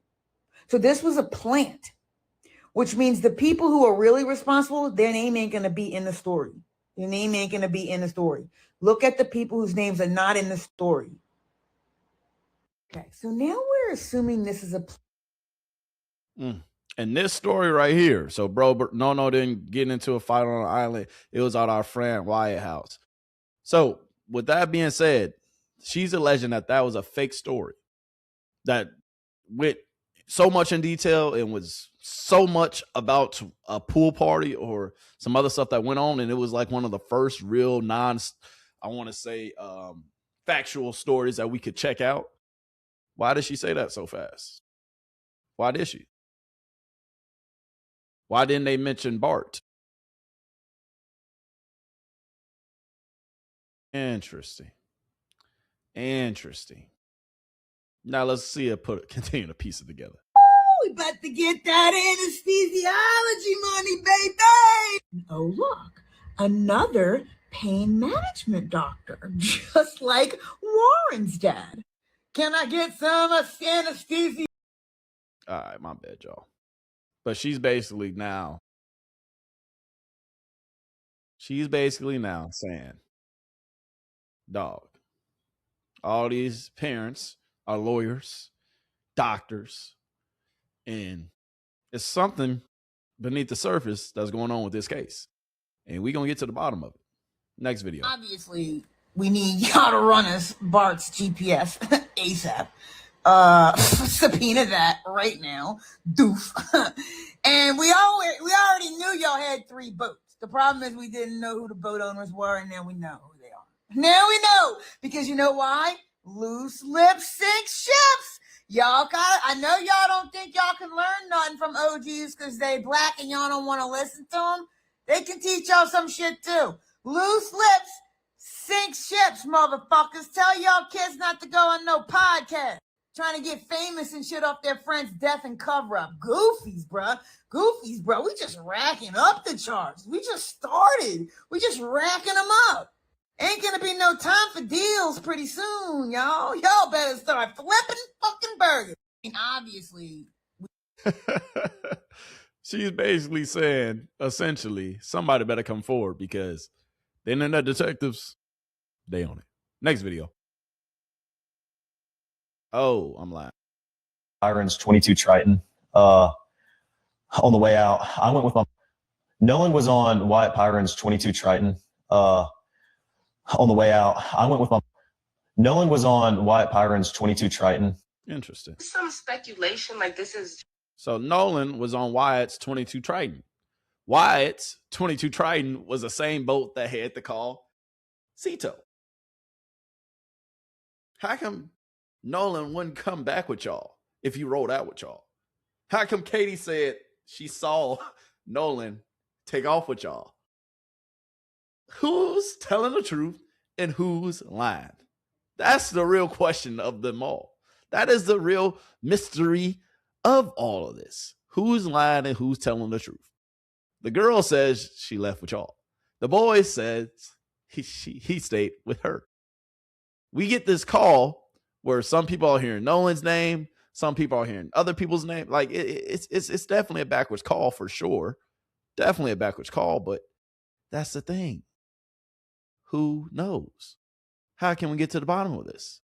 Well, if I'm being honest, if I'm really being honest, if we really get into the bottom of it, well, Secret Sam, what you got for us today, my guy? Hold on, my bad, y'all. Give me 2 seconds. Give me 2 seconds. Give me 2 seconds. Secret Sam, what do you think about this emergency call? Talk to me. Secret Service Sam here with a Nolan Xavier Wells update. This is insane. You have to hear this audio in the beginning where they're calling for the emergency for their bilge pump and they're taking on water. I swear you can hear her say, "Oh my God, is he dead?" and yells Nolan. Listen to the audio. I connect you.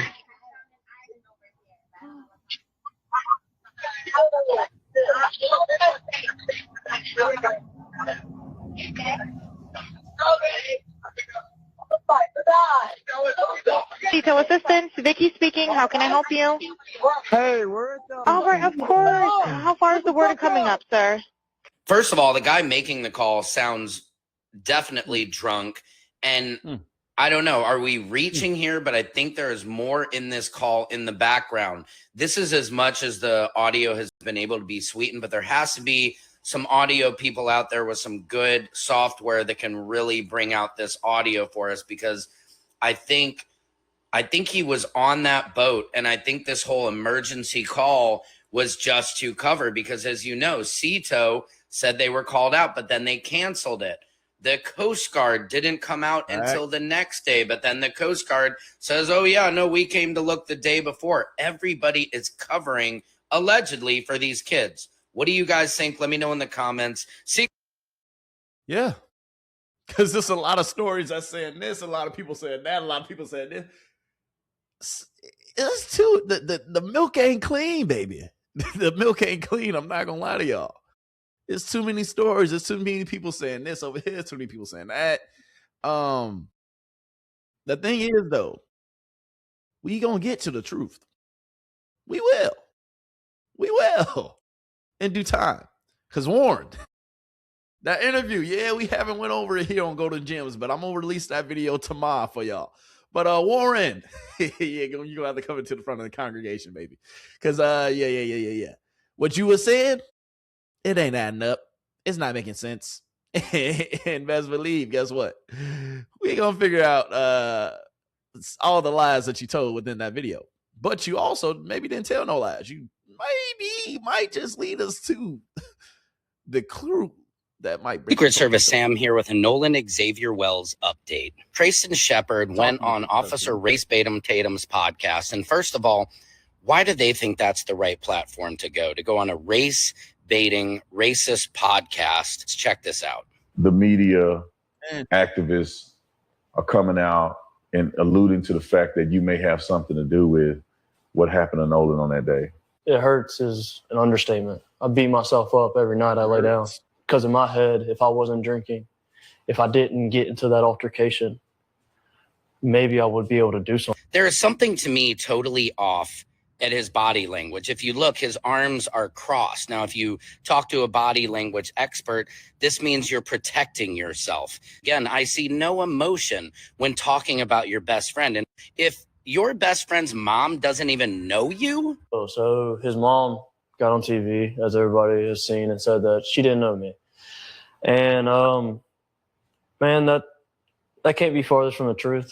So first of all, we don't know Tristan. We've never met him. To say, best friend, childhood friend, that's a bit of a stretch. And another thing, calling your best friend's mom a liar is the exact opposite way of supporting your best friend. This does not feel like a best friend. And both of them, Warren, Tristan, neither of them get choked up at all when talking about their best friend. It just makes no sense to me at all why you think this is the right platform to go on. He called me at 11 o'clock on the 4th to see where I was parked at. He called you from the island at 11 o'clock, but he didn't arrive there till 11:15. How does that work? Now, he claims that there's no racism. Our friend group is diverse from the max. We have a mixed guy. I mean, we had Nolan in our friend group. There's an Asian a part of our friend group. There's a Latino that they're trying to perceive as white. He's truly authentic Mexican. His parents are from Mexico. They came over legally and they did everything right, and he's been here since. Bro, I'm not gonna lie to y'all, bro. That kid interview, that Tristan, whatever the hell your name is, that interview pissed me off, bro, because it seems just so unauthentic. And it seemed like you just putting on the front with your hands crossed like here. Dog, we can read right through it, bro. You sound like you're lying. You look like you're lying. We're going to get to that. We have the most diverse group. We have one Asian guy. We got one Latino who got here in the right way. Like, what are you even saying here? Dude, that doesn't mean there's not racism.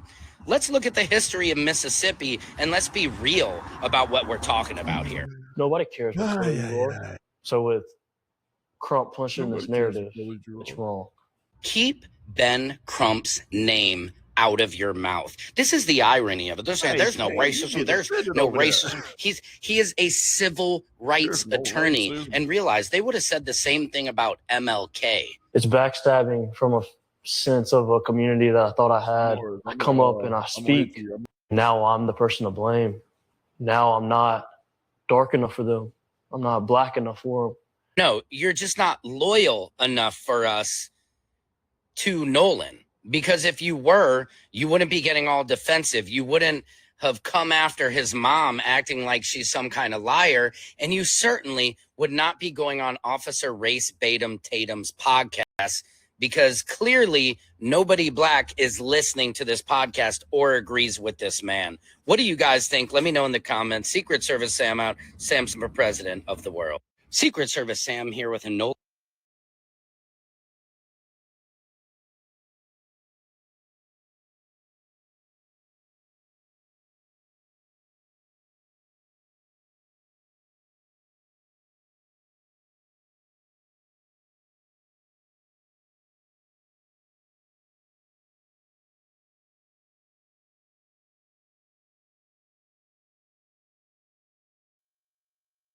I'm on mute and I'm talking. My bad, y'all.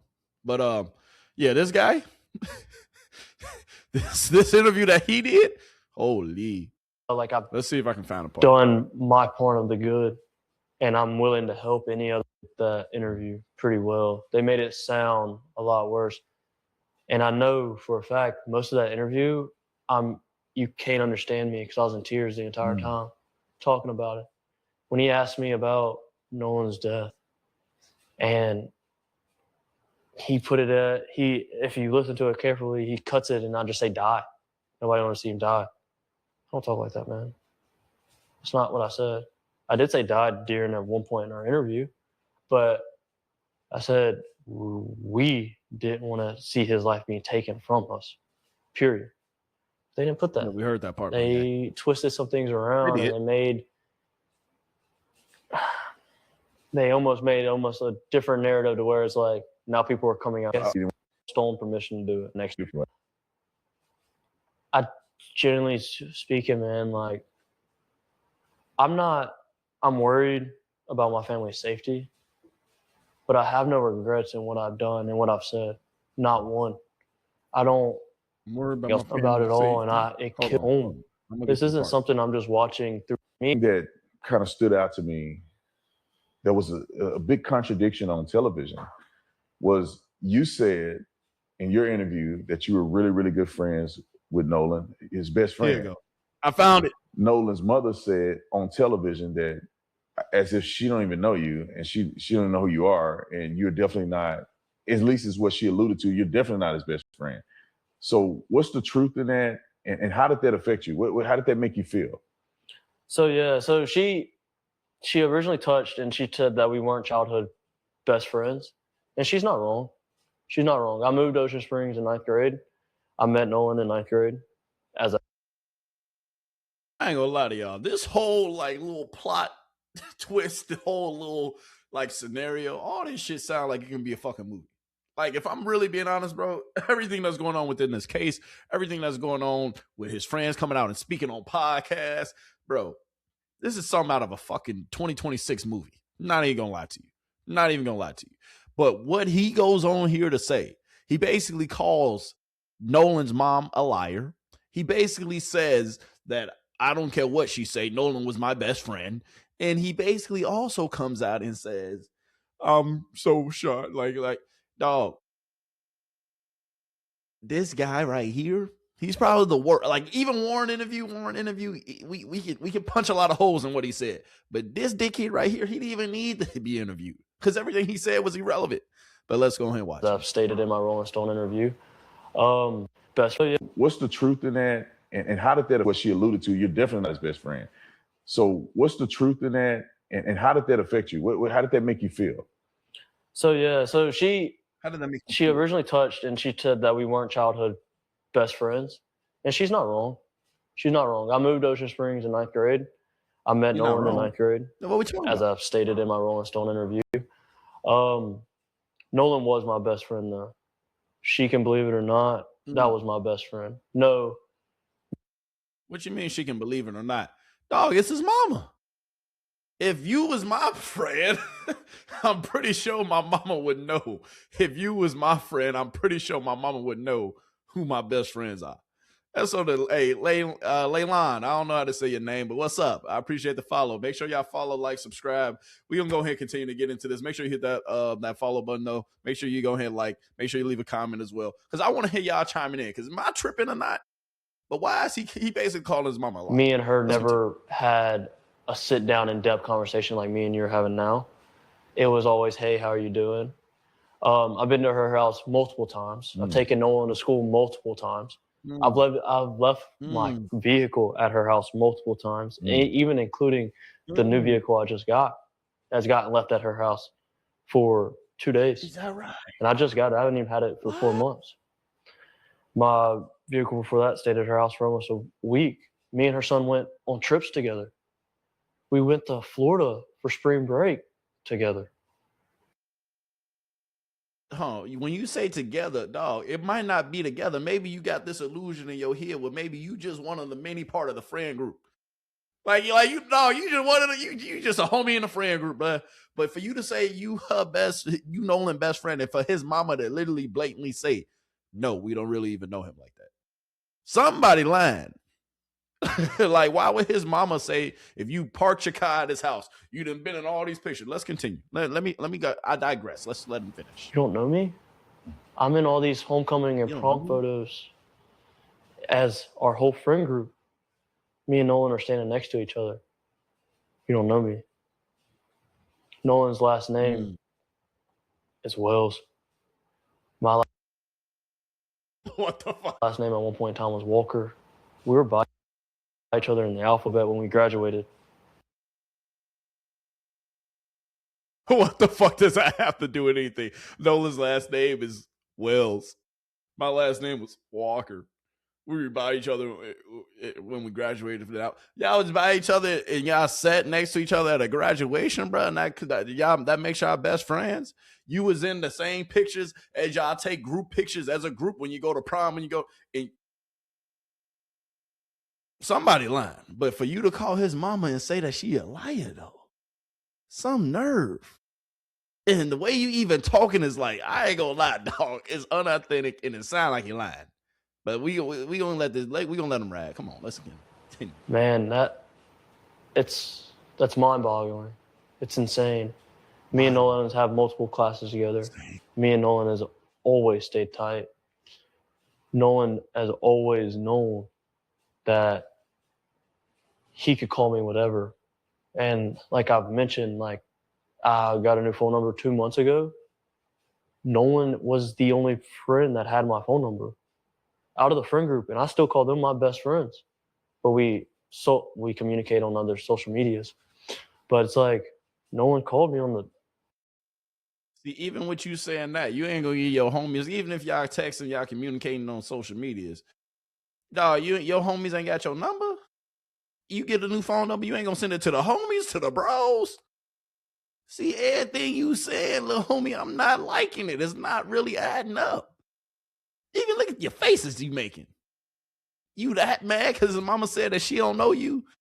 The fact that you is this mad basically proves her right.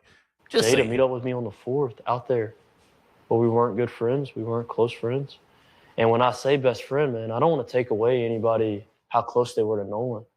But when I think of a best friend, I think of Nolan. Somebody I can call, somebody that. If you study body language, what you trying to keep safe, bro? If you study body language, if you know anything about body languages, why are you sitting like this? What you protecting, big dog? A secret? Interesting. Because that's a defensive sit. You protecting yourself from something, huh, big dog? I know a little bit about body language. That I've stayed up and I've cried to. That was one of my best friends, genuinely speaking. She might not think it. That's okay. Me and Nolan knows where we stand with each other. And period. And Nolan knows that. Yeah, I appreciate you sharing that. You know, with he said, I appreciate you sharing that. Nah, interviewing with me. We don't. Right. You know, we came out here to Mississippi. We just wanted to give the boys a voice, give you guys a voice. And I'd say all the other outlets that you could have spoken to, Why do you feel that you wanted to talk to me tonight? Honestly, I'm a big fan. I know. What the fuck? Bro, you a big fan. Bro, you coming on his podcast talking to him about somebody, a friend who passed away, and you came on there because you a big fan? That's your first response. So you came on his platform because you a big fan instead of coming on his platform because I wanted to tell the truth about what my side and how I knew Nolan. I wanted to get the truth out there about my friends and my friend group that I've grown to learn. That's a response that you give. But to his question, let's rewind it. What was the question? I say all the other outlets that you could have spoken to, why do you feel that you wanted to talk to me tonight? Honestly, I'm a big fan. I know. Motherfucker. All right, we done. We done. Hey, chat, we done, baby. We done. He said he a big fan. What you a big fan of? Dog, your best friend just died. Your supposedly best friend. The friend who you calling out his mama because she said that they ain't know you. That friend. And the first thing you say to why you came on my man's podcast, a right-winger, somebody that's a Donald Trump lover. Ain't nothing wrong with loving Donald Trump. If you love Donald Trump, hey, whatever floats your boat. That's between you and your God and you and yourself. But with him specifically, Officer Tatum, he's a different kind of guy. He's not my kind of guy. I'm just saying. And your response to him asking you, let's listen to it one more time. Maybe I'm tripping, y'all. Chad, am I tripping? Let's listen to his response one more time. That you, all the other outlets that you could have spoken to, why do you feel that you wanted to talk to me tonight? Honestly, I'm a big fan. I know. Motherfucker. I'm not tripping. that eliminates everything you said, dog. Because it don't matter what you say. You're a big fan. So you out here trying to get some fame or some publicity. For what? Off your friend Death, who is your best friend? Motherfucker. Excuse my French, y'all. I don't even curse like that, but dog, you tripping, dog. Can we please? What are they talking about? What are we really talking about? Like, come on, chat. Hey, chat, am I tripping? Let me know in the chat. Am I tripping right now? Because he said he a big fan.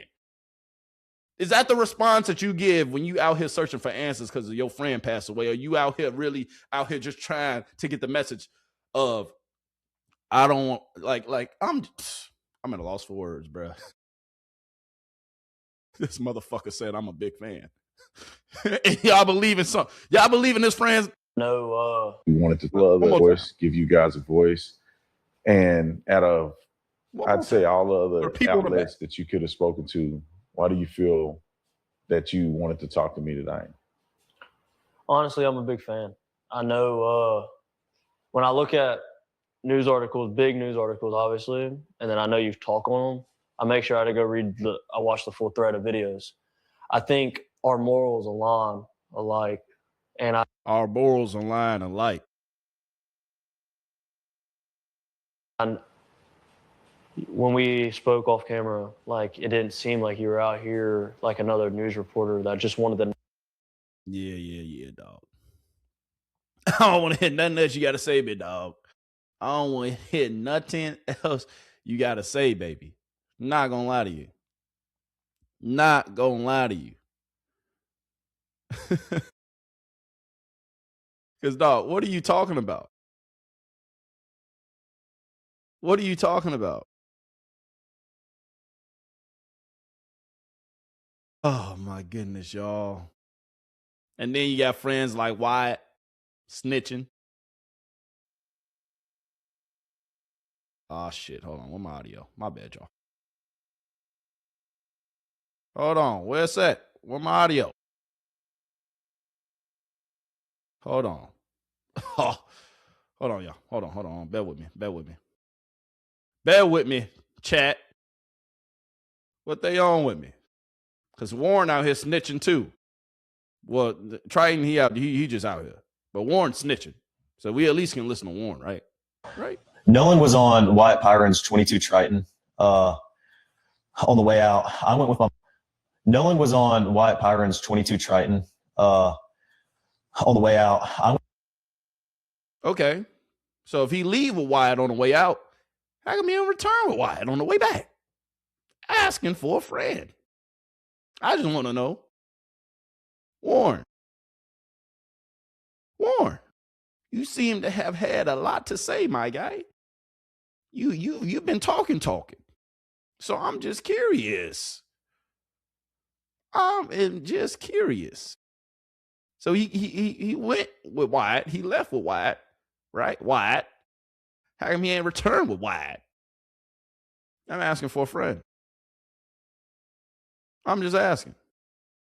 Because if we really getting down to the nitty gritty, if we really talking about it, hold on. Let me get into this video real quick. Hold on. I got one of y'all. Because Warren, when I tell you Warren out here lying, hey, that ain't the only video I got for you. The Nolan Xavier Wells update. And in Warren's interview, he says something very telling and very interesting. He says, my friends and I have been on the water our whole entire life. Stuff happens. People die all the time. But then almost in the same breath, he goes back and says when he found out what happened to Nolan, he was devastated because he had never experienced anything like that in his life. How does that make sense? He says we all know people who have died out there. But then literally 2 seconds later, he said he had never had anything like that happen again. I mean, this is so inconsistent. Like, this whole entire interview needs to be studied by the police, by the investigators, because I feel like the clues are within these words and his missteps and how he is relaying this story. He says, it was really, really hard on me. I've never experienced anything like this. It was really traumatic. So traumatic, like there's not even a tear, or you're not choked up at all. It's just, as they say, the math is not mathing. It doesn't take Albert Einstein to realize how many holes you could poke in his stories. What do you guys think? Let me know in the comments. Secret Service Sam Out Samson for president of the what? But don't he got a point though? Because we talking about Warren, right? let me go ahead. Hey. If we talking about Warren, dog, if we really talking about Warren and what Warren had to say, because he broke his silence on a lot. He broke his silence on a lot, dog. He broke his silence on a lot. Warren was out here really talking. And if we gonna get to it, let me go ahead and show y'all another video.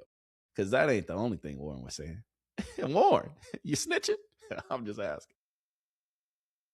With political commentator officers, nearly 30. And roughly 20 to 30 people coming on 3 separate boats with us. And so we were all following each other out there as one big group, 20 or 30 people spread out, where we all met at the dock before, and then we departed to go to Horn Island. It wasn't just, there were so many people, we had to split up between 3 boats, and we all left and all got there. Hold on. You said 3 boats. Can we got 1 boat GPS, but what are the other 3 boats? What are those other boats GPS is at? I'm just asking for a friend. Interesting. Keep talking. At the same time. I mean, Horn Island on the 4th of July is the most popular day to be on the water on, the entire throughout the entire Gulf Coast. Roughly probably 2 to 3, maybe even 4,000 people out there. There were boats. So 2 to 3 or 4,000 people out there. You said 1, maybe, you said 2 to 3,000, maybe 4,000. And ain't none of y'all can tell us what happened to Nolan? Lined up off the island. I mean, there was 1 row of boats, and then there was another row of boats, and then there was a 3rd row of boats. Yeah. I mean, there was people lined up all up and down the island. So we were parked on the north side, on the west tip. It wasn't just there, but just where we were, I mean, there was easily 1,000 people. It wasn't just us. Nolan was on Wyatt Pyron's 22 Triton on the way out. Now, at one point in the interview, So Nolan hopped on Wyatt's Triton on the way out. How come he ain't hop on Wyatt's Triton on the way back? But Wyatt, his Triton was malfunctioning. It was sinking. He called Cito, and he called Grandpa. And Warren wasn't on, and Nolan wasn't on the boat. Nolan wasn't on that Triton. Yeah, would go on to express that he felt Nolan appeared fine every time they would speak on the island that day. You know, I had a couple conversations with Nolan that day, and I talked to him and a couple of my other buddies. They in a group. I was not focused on anyone solely, like looking and pointing anyone out. I mean, I was talking to my friends that I haven't seen in a while from high school. I was talking from people I knew from college. I was talking to, everybody my age and even people older. I mean, it was just a regular thing. You know, we're all used to this. We've been out to the islands before. My buddies don't just go out to the island on 4th of July, but they go out, every weekend. I talked to Nolan, and, Nolan was drinking. Everybody was drinking, most of everybody. And I mean, Nolan seemed completely fine every time I talked to him. We had just regular conversations. Nolan was making me laugh. I had a couple conversations with Nolan and Javon, Nolan and my buddy Gemz. I talked to Nolan a couple times, but it wasn't like I was strictly sitting there talking to Nolan the whole day. I mean, there was hundreds of people I knew out there. So, yeah, you're right. I cannot do Carly today. So you wasn't just focused on Nolan. There was hundreds of people that you knew out there. We respect that. Respectfully, right? Warren, we definitely respect that. But the fact that ain't nobody seen him, you just told us it was over 4,000 people there. It ain't nobody seen Hudson him. would appear to describe departing the island at 4:30 p.m. Nobody As saw mentioned in him. reports, the interview will be cut short in order to tease a future clip. Now, if you can recall, Warren's stepmother, Judge Ashley Cole, would speak out on behalf of Warren when Wells's body was first discovered. On Facebook, she would say, "No one in our family is trying in any way to impede with the investigation by law enforcement or to otherwise hamper the family and law enforcement's quest for answers."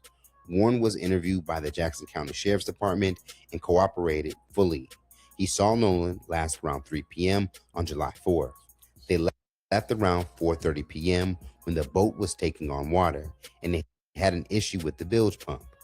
Nolan made a decision to stay on the island and return inland later with another group of friends. Interesting. So that's what good old mama said, right? That's what good old mama said, right? Mama released that statement, and mama was looking out for you, huh, Warren? Okay. To note, the timing of Hudson's response appears to be somewhat calculated, given that Wells would be laid to rest on Monday, and on Wednesday being the day attorney Benjamin Crump and Wells's family will now release the preliminary findings from their independent. Okay. So we already know all that. We already know all that. But Warren,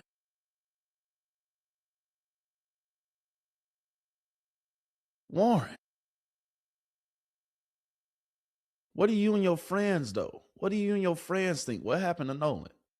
And I want you to give me the answer straight up. Like, tell me how it is. What do you think happened to Nolan, Warren? Talk to me, Warren. Right? Because you talking. Being a really good friend of yours, really good friend of all of you guys. Some of you guys have been accused of killing him. Obviously, he was somebody you knew, somebody you spent a lot of time with. With all that has gone on, if Nolan was here, what do you think he would say about all this? I think Nolan. Oh my goodness. Hold on. Wrong clip. Jesus Christ.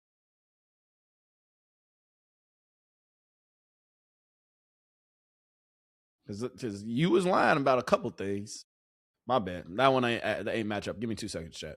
Let's go. Truck. Like, because everybody who left stuff on the boat was saying, I didn't even touch Nolan's phone. None of us touched Nolan's phone until somebody took it off the boat and put it in Wyatt's truck. And then somebody took off the boat and put it in Wyatt's truck. And then Wyatt's boat, so Wyatt put it in his truck. Like Wyatt said, it's, in my truck. Like, because everybody who left stuff on the boat was saying, I didn't even touch Nolan's phone. None of us touched Nolan's phone until somebody took it off the boat and put it in Wyatt's truck. And then somebody took. If nobody touched Nolan's phone, then somebody have to touch it to take off the boat. And then somebody else have to touch it and put it in Wyatt's truck. So somebody took it off the boat and then Wyatt put it in his truck. So that means 2 people actually touched it. I'm just saying. We don't got to pick apart everything you say, but, when you're snitching, we got to make sure it match up. Keep snitching. We appreciate you, Warren. All right? We really appreciate you. But if we really being honest, if we really, really, really being honest, if we like really, really, really, really being honest, what else you got to say, Warren? Last couple things before we go ahead and switch gears. Comes to the family or somebody coming back to get the cell phone and keys. When did that occur, and what happened there? Okay, well, that night, about 12:30, I went back to my buddy's house. And you said the night of the 4th? The night of the 4th, but it was about 12:30, I would like to say. And so I went back to my buddy's house. So I stayed the night before, where we all met up, and stayed together the night before. And my buddy got a call from this guy, and the guy was like, oh, like, what's going on with all this Nolan stuff? Very aggravated. I mean, yeah, every right to be, but I mean, we were trying to calm him down, and like, he was just like, oh, like, where are y'all at? My buddy said, we're at my buddy's house. And he said, all right. And then he just hung up. And so about 30 minutes later, I'd like to say, all of a sudden the door just got open and slammed, and there was a girl who walked in, and like probably about 8 or 9 guys behind her, and then another mom, which was Javon's mom. And who's Javon? I want to put that in perspective. Who is Javon? Javon is one of Nolan's good friends. He's a friend of mine too, like great guy. And his mom and their family is, very close with, the Wells family. And I mean, so I don't know why she was there, like what was going on, but I was very surprised by this. I was like, like you just basically like kick the door open and, bust up in the house with no knock or anything. So is Javon black or white? Javon's mixed. I mean, I don't. Yeah, I guess he's mixed. Yeah. So, but he's not white. No, he's not white. Just white. Yeah. Or all white, I guess you might call it. Yeah. So then they come in the house. Do you know any of these people? Why does it matter? And you said the mom, but do you know anybody else? I've seen the mom before, and I know most of them. Most of the guys went to high school with me. And like, I'm friends with some of the guys. I mean, I know some of them. So eventually, like, things started to get heated, and I was just like, a guy I was friends with in high school, he was like, man, come outside with me. And I was like, all right. And I walked outside with him. He was like, man, I don't know why, like, they're panicking, and like, this is just like, I think Nolan's just on somebody's couch. He's been drinking all day. He's just messed up, and this is nothing that we have to worry about. So if it's nothing that you got to worry about, right? And if you think Nolan is just drunk somewhere and sleeping on somebody's couch, why did you call the Coast Guard at 11? Right? I'm just asking. Because it says friend called Coast Guard, right? So if you call the Coast Guard at 11 and then they go pick up his phone a little bit after that, why would you tell his friends you just think he's drunk and he just passed out somewhere? Why would you call the Coast Guard at 11? Why wouldn't you tell them when they came and pick up the phone? Why wouldn't you tell them that, hey, I called the Coast Guard. He might be, maybe missing because we haven't seen him. And then you didn't call his parents initially when y'all first got back to give him Nolan's phone, or to just text Nolan and see what he had? I'm just asking for a friend. Okay, I'm just asking for a friend. Anyway. As much as, I sat there and I told him, I was like, I agree. I would think, he's on somebody's couch, just had been drinking all day and just, drank too much and was super intoxicated. And, that's kind of what a lot of us thought, but they were kind of losing it and they were going crazy. And the mom that was with them demanded Nolan's phone, because Nolan left the phone on the boat. And when we ran in, Nolan didn't ask for his phone, and his keys were not on the boat. When you ran in, hold on, dog. Hold on. What you mean when we ran in, Nolan ain't asked for his phone and his keys was on the boat? When y'all ran into what? Oh, Wardy, see it. See how when you start snitching and you just start talking, how you sometimes you get caught up in a lie? What you mean? When you ran into where? And then what you mean he ain't want his phone? Let's see how he tried to fix it, though. Because his car was parked at my buddy's house where we had all slept, the night before the 4th. And So the keys were left at the house because Nolan's car was at my buddy's house where he stayed at. So of course he left his keys there. But his phone, I mean, he was drinking. You getting all over the place, big dog Ward. Hold on. Now we talking about he was drinking because you almost caught your own self up. So then you had to backtrack. Anyway, let's continue. He didn't have his phone in the water because no one did. And I mean, there was more than just Nolan's phone that wasn't on the boat with us. So it was more than just Nolan's phone that was on the boat. Yeah, I mean, we obviously had all. See, even Officer Tatum trying to help him out. He like, hold on, see your line. You gotta stay with your line now. Anyway, let's continue. All our phones, but on the boat. But when it comes to the family or somebody coming back to get the cell phone and keys, when did that occur? And what? Y'all see how even in those responses, I know we didn't show Warren's face in each one of those takes, but dog, you lying between your teeth. You dang that messing your own self up because you're trying to keep up with your own lies. You're lying, dog. All y'all gotta do is just tell the truth. But it's okay. It's okay. Because we gonna get to the bottom of it.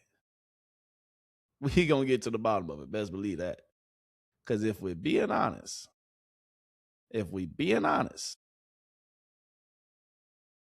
somebody's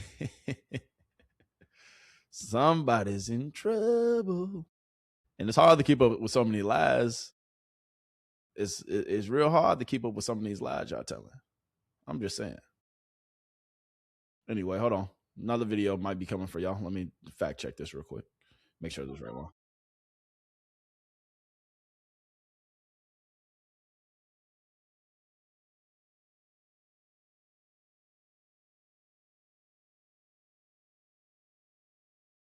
Hold on.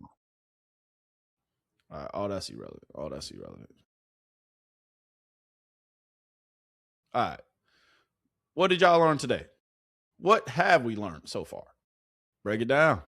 What did we learn today in Bedroom Law School? We learned that Bart is in a lot of trouble. Wyatt, lot of trouble. Warren, lot of trouble, but not as much trouble as fucking Bart, bitch. Not as much trouble as fucking Bart, bitch. And now, it's only a matter of time. It's only a matter of time. We're going to have to take Jackson. Now's your chance to go tell him what happened and get out of it. Because we're going to figure it out. Anyway, I didn't show y'all the whole sequence of videos that she posted today. But she was kind of on point with a lot of stuff she posted today. Do we want to get into that? Nah, I think we've been beating a dead horse. I just wanted to come give y'all a few updates about what was going on with the Nolan Wells story. The most important thing that I wanted to give y'all was us listening to the audio of what happened. And honestly, the more and more you even listen to it, the more and more you even think about it. It's just like, really?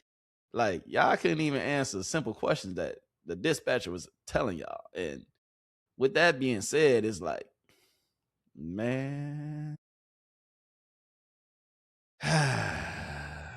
something's not adding up. Let's just show this video one more time. How can I help you? Hey, we're at the west tip of Horn, and our bilge pump stopped working. We're sinking. Can y'all please come? We have a membership. All right, of course. How far is the water coming up, sir? Can you give me a description? Ankles? Hello?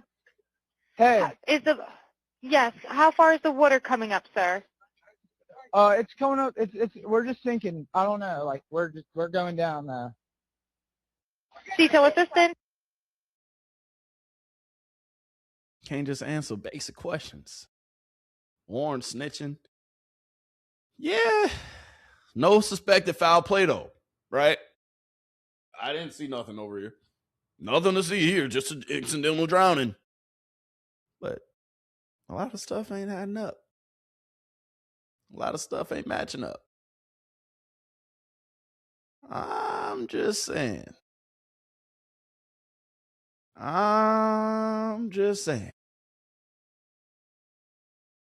getting interesting. It's getting interesting. I wouldn't lie to y'all. But it is just the beginning. So we going to stay on this. I will have more updates for y'all tomorrow. And without further ado, can we get into some sports topics? Is that okay? Is that okay with y'all? So if you haven't seen some of my other Nolan Wells videos, just go ahead. Whether you're looking at this on whatever I said, whatever you're looking at this on. If you're looking at this on Kick, Twitch, or Relly Gemz Live, go ahead, just look at some of the previous videos I uploaded about Nolan Wells, and you can stay on track, and you can see some of the other videos that I showed that was key within this investigation, within this case that we're looking at. And regardless, like, now it's time to go ahead and get into these sports talks. So if you ain't here for the sports talk, I'll holler at you later. I appreciate you for tuning in. Make sure you hit that follow button. Make sure you subscribe. Make sure you show me some love. All right. Yeah, but the Nolan Wells case,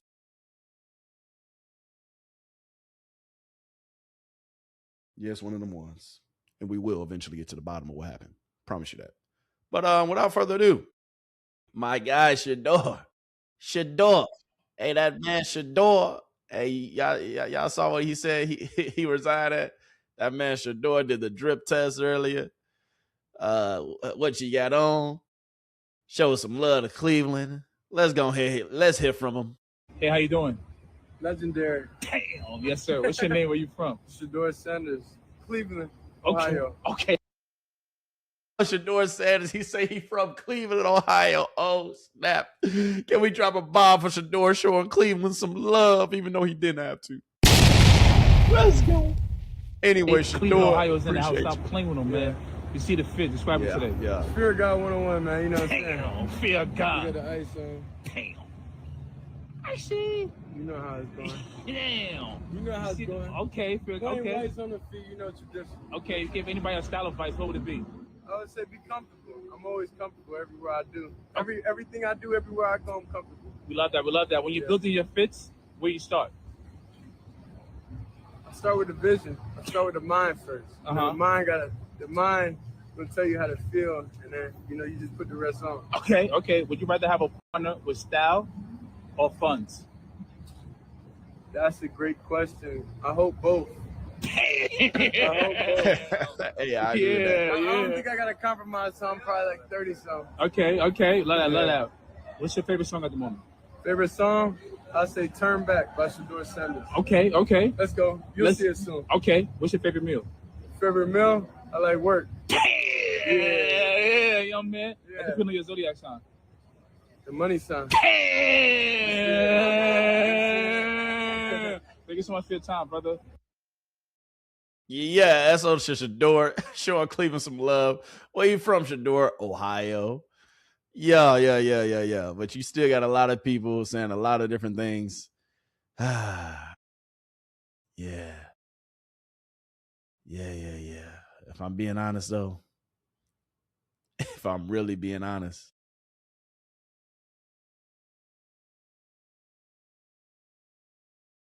Jared Judy out here sneak dissing, though. The Jared Judy said, hey, on TikTok, Jerry, why you sneak dissing out here? Jerry Judy, when asked, hey, Jerry, who you want to be the QB of the Cleveland Browns? Who you want to be the starting QB? You saw it.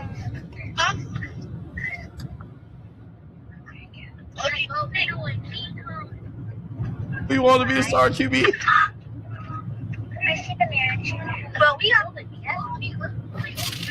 Jerry Judy, you want Deshaun to be the starting QB? Oh, okay. Okay. Would you still mad at Shedeur because of what happened? You putting them fours up. You want to be the starting QB, Jerry? Oh my goodness. Y'all saw right here. Let's watch it one more time. Who you want to be the QB? Who you want the QB to be? Then you start throwing up fours. Shit, Jerry. Jerry, you got to come on down to the front of the congregation, please. Jerry Judy. Hey, Judy. Yeah, we need you to come down to the front of the congregation, baby. We have some things we got to talk about. We got some things we got to discuss. Jerry, You say you want Deshaun Watson to be the starting QB? Okay.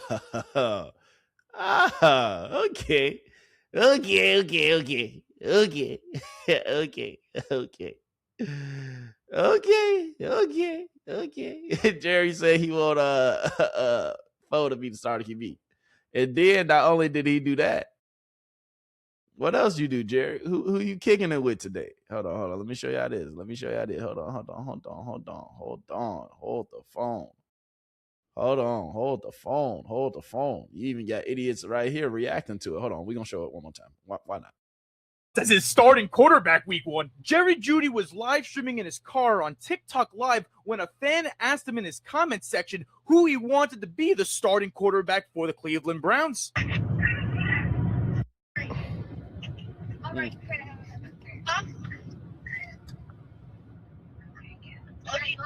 Put up that phone, didn't he? He began flashing the number 4, in which number 4 is Deshaun Watson. He wants Deshaun Watson starting over Shedeur Sanders. And it may have something to do with this interaction Jerry Jeudy and Shedeur Sanders had when they were beefing on the sidelines during one of the games last year. So maybe there's some bad blood between the two, or... Yeah, it is. But we don't give a fuck about Jerry. Jerry going to be off the team next year anyway. Jerry, we appreciate you snitching though, and saying what you want to happen. Because guess what, Jerry? what you posted with Deshaun Watson earlier? Oh, Jerry, you and Deshaun out here kicking it. Hey, wrist game nice. All I got is an Apple Watch. Nothing crazy. I got the Cartier over there though, but it's okay. Yeah, at Jerry Jeudy, him and Deshaun Watson. Wrist is wristing. The wrist is wristing. But Jerry, interesting. Very, very interesting. Very interesting.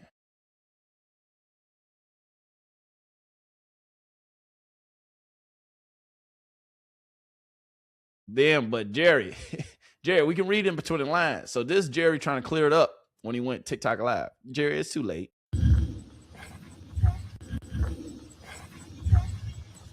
If I thought the peace sign, what did that mean? Huh?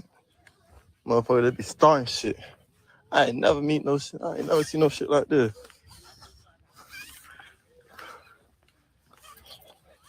He said, motherfucker, just be trying to start tension with old teammate, man.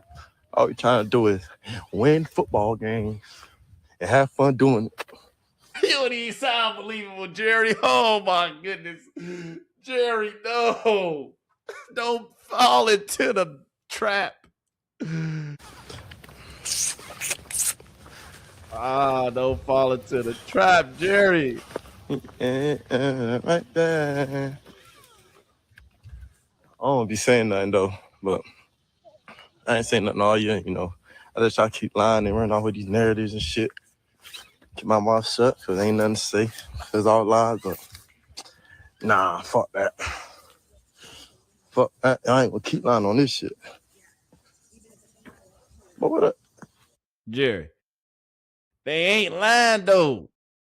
Because, dog, we just saw it at 4K. All right, let's watch it again. Maybe we tripping.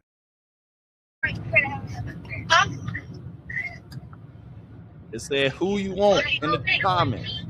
And then you kept on showing folks. Miss you on the Broncos. Who you want to be starting QB? What you throwing up foes for? You ain't no foe. Come on, baby. You throwing it up for a reason. They said who you want to be starting QB, Jerry. If you want Deshaun, that's okay. Clearly, you and Deshaun kicking it. Hey, Jerry, you still mad at Shedeur from last season, dog? You still mad at Shedeur from last season, dog? It's okay. It's okay. It's okay. Because we see who you kicking it with. That's Deshaun. Y'all kicking it. Living y'all best lives. Come on, baby. Who you fooling, Jerry? We know who you want to win. Come on, bro. You can't make this up. after all the hoopla with Jerry in his video, he didn't post a photo of himself and Deshaun Watson. Come on, man. Come on, man. Jerry, all I know, you better be catching that ball when it's thrown to you on the field. You're shutting down all the drama, right? You said people just trying to start this, trying to start that. But dog, you started it. They asked you a simple question, who you want to be star QB? You said this. Come on, baby. Come on, baby. What are we really talking about? And then we got clowns still coming out and doing this. All right, let's go ahead. Let's get to it. Right. In the locker room, people were like, wow, that's so cool.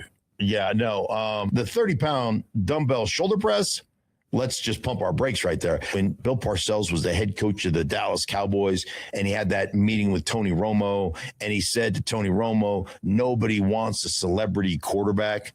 Like, don't be a celebrity quarterback. Get on the grind. Do your stuff. Like, stuff like that always concerns me a little bit with young guys who are more about, or the perception is you're more about building your brand than necessarily building your career. Shedeur's done it. I mean, he's been a celebrity quarterback from almost day one. Yeah, since the time he got into college football. He's done pretty well. Yeah, no, I mean, he did slip from a potential first rounder to a fifth rounder. 30-pound dumbbells. Interesting. But when your name is an algorithm and y'all mad at him lifting 30-pound dumbbells, right? Y'all mad at Shedeur. So if you haven't seen the video, this is the video. Shedeur doing 30-pound dumbbells that everybody talking about. If you ain't never be a shoulder press with 30-pound dumbbells, some of y'all can't even do it. It's just a regular workout video. How many athletes post workout videos? All of them. But how many athletes have ESPN try to make fun of you doing your workout video? Only Shedeur Sanders, because his name is what? An algorithm. Look at him go! Look at Shefty. Look at Shefty. No, How many we want, Green? How many we want? We want doubles? What do we want here, Green? Am I playing quarterback for the Browns this year? Am I trying out? Am I part of the four-man competition? Let's go, baby. Let's go. And these are real. These are real. Just like that, Mike T gave me a pay cut. I was in there for that long. For the record, I know that everyone watching this is saying, oh, they probably just staged this. Those are really 30-pound weights. 30. You do. I could none. I mean, I can do absolutely none. There's nothing to be said, but we got a little. So y'all doing segments of Shedeur Sanders lifting weights in the offseason? I know y'all got too much to talk about because it's the NFL offseason, but if we being for real, if we being honest, you only did that because his last name Shedeur Sanders. How many other quarterbacks post off-season workouts and off-season videos? A lot. How many other NFL players post off-season workouts, off-season videos? A lot. But we only mad at Shedeur Sanders. Come on, bruh. What are we talking about? What are we really saying? Like, y'all gotta stop the nonsense. Like, Rex Ryan, we saw what you had to say the other day, right? Did y'all? Oh, yeah, Golden Just Media. You ain't hear me talk about this. So I guess I can touch on it a little bit. Just a little bit, you know. But Rex Ryan, you said the young fella was focused on what? He was too much about me than we, right? He was too much me than we. Right, Rex Ryan? Oh, we get that. Hold on, y'all. Give me 2 seconds. Give me 2 seconds, my friends. Let me pull up the tweet. The exact tweet. Because this puzzles my mind that everybody always got something to say about Shedeur Sanders. I know his name moves the needle. I get that. I get that. But Rex Ryan, why you always got something to say, big dog? Why you always got something to say? I'm asking for a friend.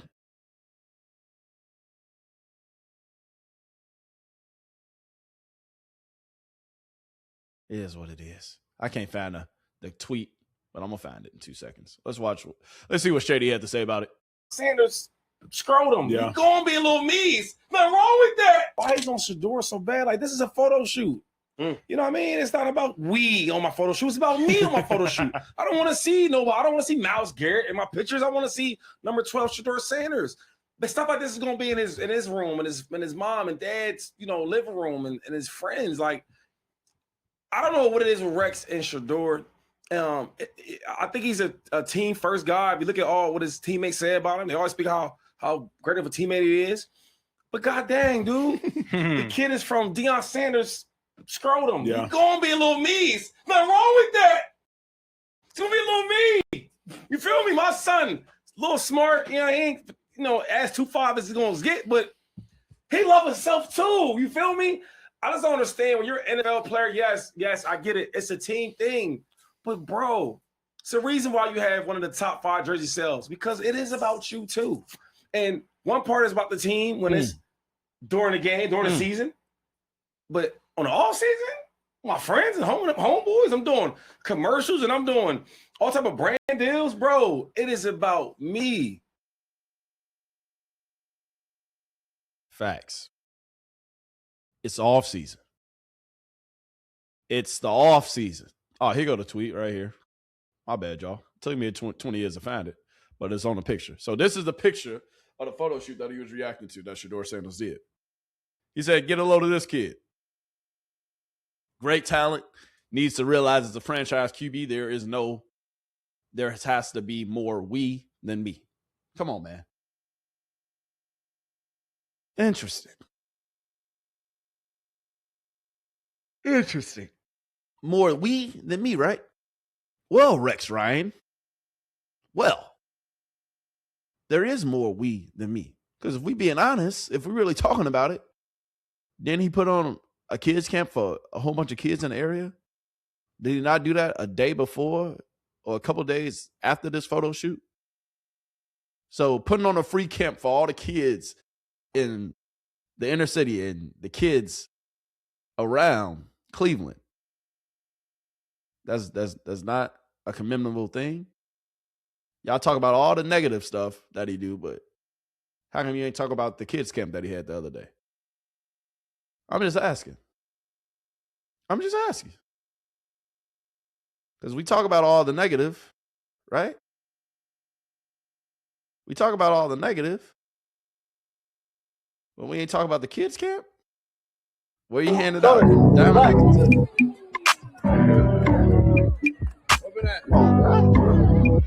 We ain't talking about the kids camp that he put on. We want to talk about everything that he doing just for him releasing a song.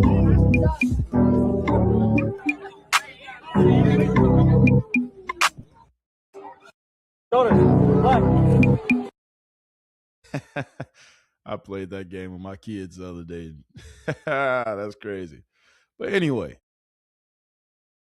we ain't talking about that. Oh, right. Because it's positive. Him doing that for the innocent of kids. Him putting on a camp for kids, giving their away diamond necklaces for the kids. And once again, it was all free. We don't talk about that, but we talk about all this other stuff. Okay. Because Shedeur, what you feel about this upcoming season? How you feel about it? I want to hear from you. My guy. Season starts. It's autopilot. Yeah. Consistency. That's it. I can't be consistent on the field and not have consistent in my personal life. Whatever you do in your personal life, you're going to bleed into how you feel. So if you're disciplined, you're going to be disciplined. You're going to make the right reads. You're going to do all this thing. If you have a lot of distractions, you're going to get distracted. You're going to think a cornerback is backpedaling and he's really sitting. So it's like, I understand, how real life translates to the game. And that's why I simplified everything for me to go out there and execute, to go out there and do what I could do. And I know I can. So that's all that matters, is just displaying for the world. Yeah. It was just a tough year last year. So all my expectations, when I look back, I'm like, dang, at least I made it through there. At least I made some crazy plays out there. So it's like, I got it in me. All I got to do now is just show everybody else. So once Yeah. the season starts, Period. That's all you got to do. You got to show everybody else, but you got to prove yourself right. Because there's some people that's coming on to the bandwagon, potentially. But that's the thing. If you ain't on the bandwagon now, it's only so much longer we're going to let you go ahead and hop over here. You better come on. They have Deshaun Watson back from multiple Achilles tears, come and on. he's in a competition with second-year man Shedeur Sanders. Jeremy, what are you hearing about the Browns' plans at quarterback? Dan, I'm hearing that the Browns walked away from the offseason going into camp saying we need to see more. The Shedeur Sanders had a nice late surge at the end of OTAs and minicamp, closed the gap a little bit. Most people around the league still say that Deshaun Watson is the favorite. He'll be well positioned through this, but I think Todd Monken is going to go into training camp action and some preseason game action to figure out who his starter is. He just wants to see them in different scenarios, playing 11-man football, maybe taking some hits. Who responds? This is a true camp battle, maybe more so than some of the others. The good news for the Browns, whoever the quarterback is, Quinshon Judkins, quick ad, running back hurt his ankle. I'm told he will be full go for the start of training camp. So who y'all got your money on? Deshaun Watson or Shedeur Sanders? I know who Jerry Judy got his money on. Hey, Jerry, you ain't slick, my guy. You ain't slick. But with Shedeur Sanders, it's damned if you do, damned if you don't. If you work out, you train, you put in work in the off season, they're going to find something to say. If you don't, they're going to find something to say. So who cares? Because what's going to matter? What it's all going to come down to is what you do between these white lines during training camp. So I don't care what they saying. I don't care what he's saying. I don't care what nobody's saying. I know who I got my money on. I know who I got my money on. Period. So we shall see. Let me know in the chat, though. Who y'all got your money on, man? Who y'all got your money on? I know who I do got my money on. I know what's next.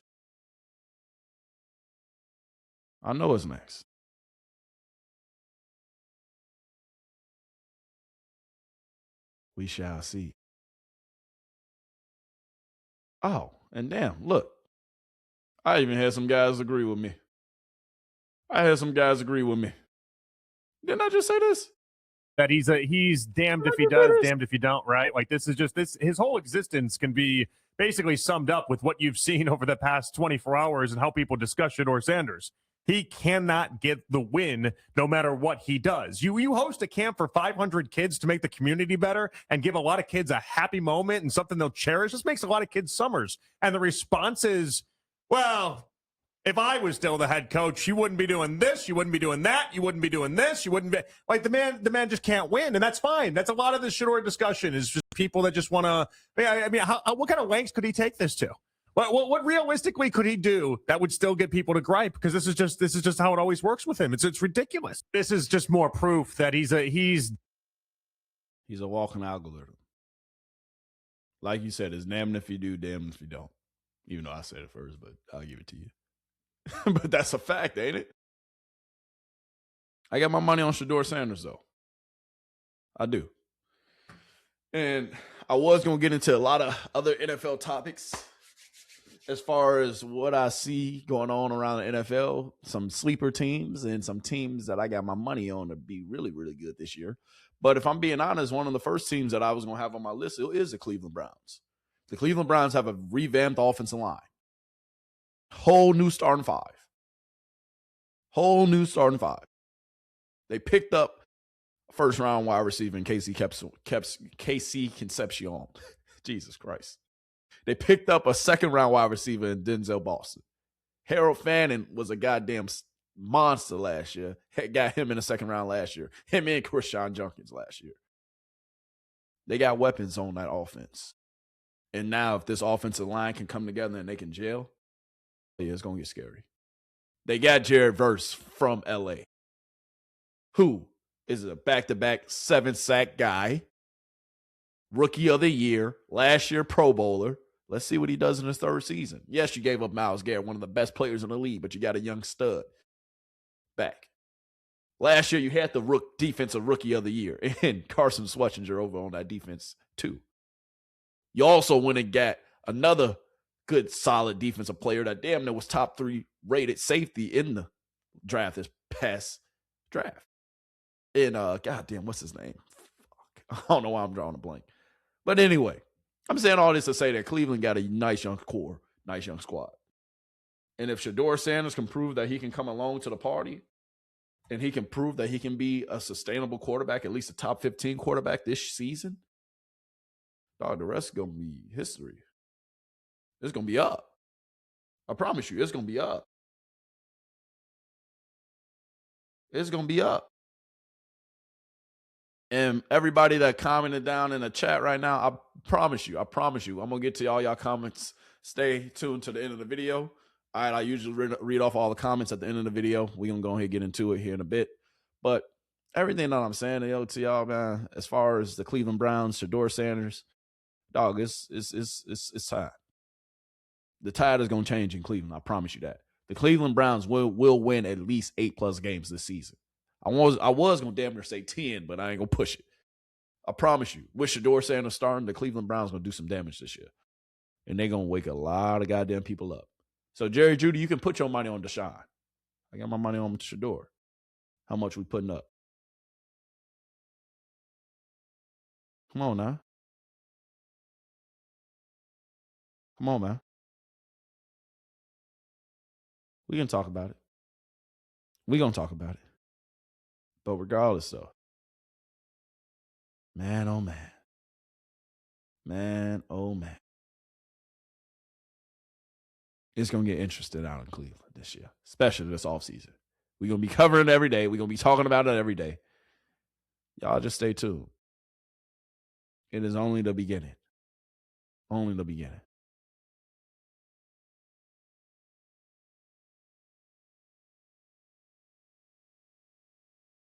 Yeah, dog. Yeah. Anyway, moving on.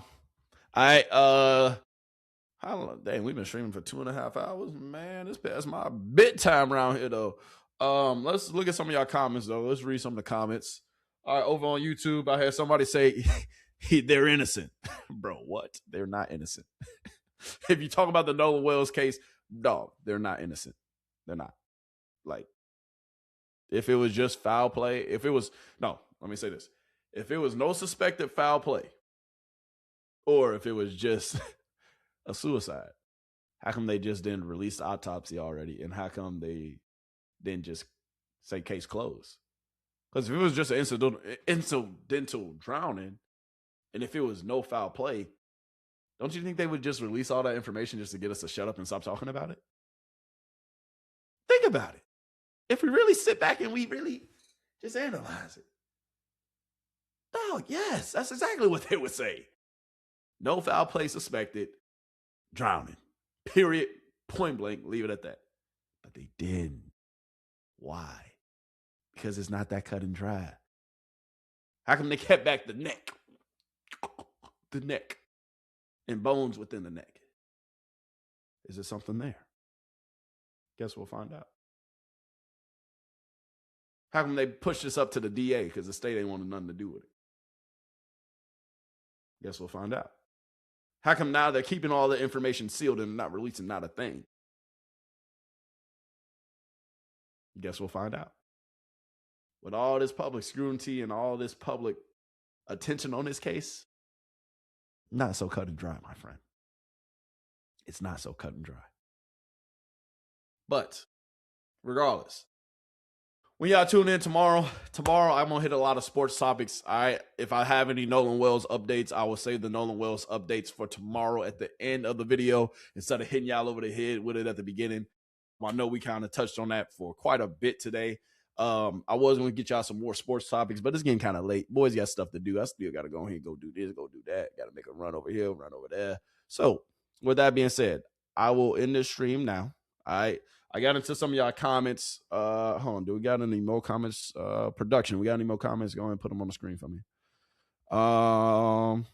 Another person said, I ain't never had a best friend that didn't know my mama or never been to my house. Facts, bro. Like, what are we talking about? What are we talking about? Facts. Why wouldn't they take their phone on a boat? Yeah. So if you back on a boat, why wouldn't you have your phone? Right? If you're riding with somebody else somewhere over here or over there, why wouldn't you take your phone? Right? And then with this case in general, bro, we gonna come back to some things tomorrow because I didn't even hit on everything I had today. I didn't. I'm saving some stuff for tomorrow because tomorrow I'm gonna give y'all the whole real rundown of what is actually going on. Because to be quite honest with you, dog, this case.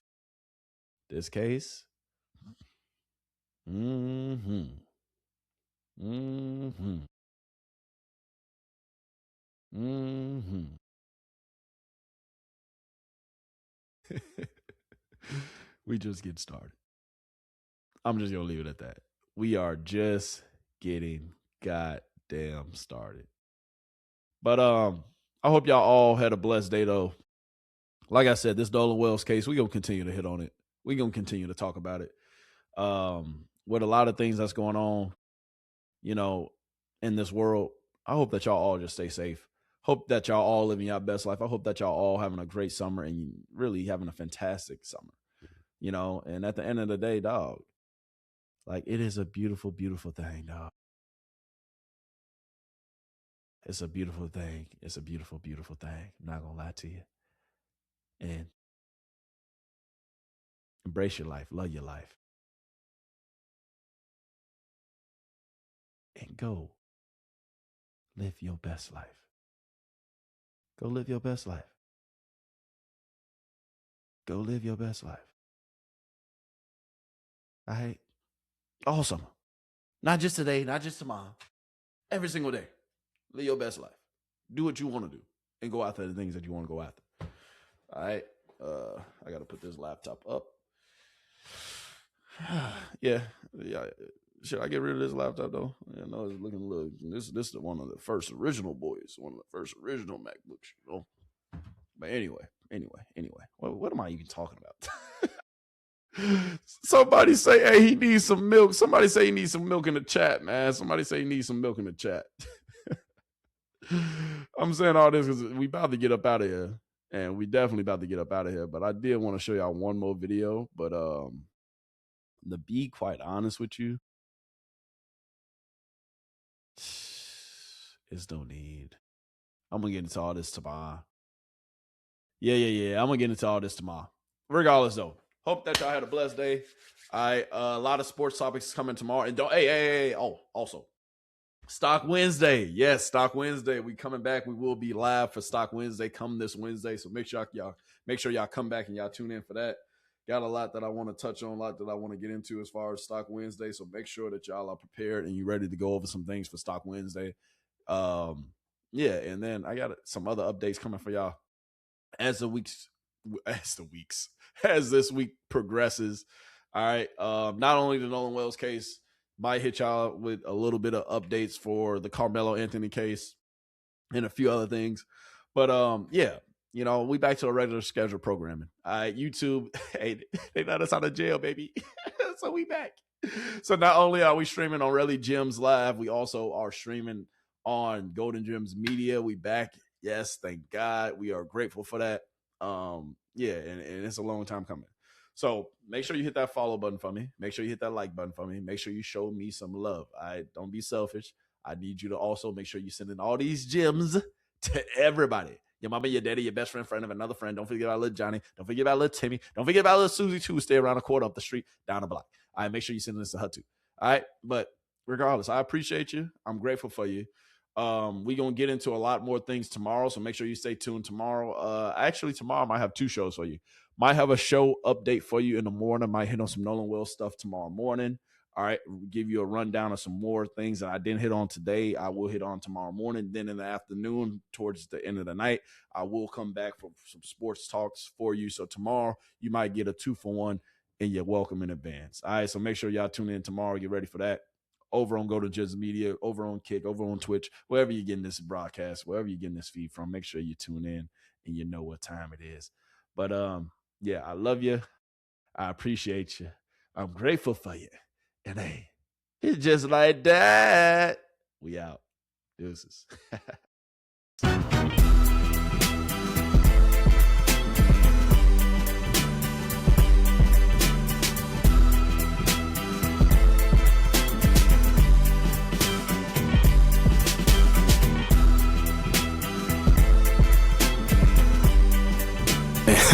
Hey, we live now, really.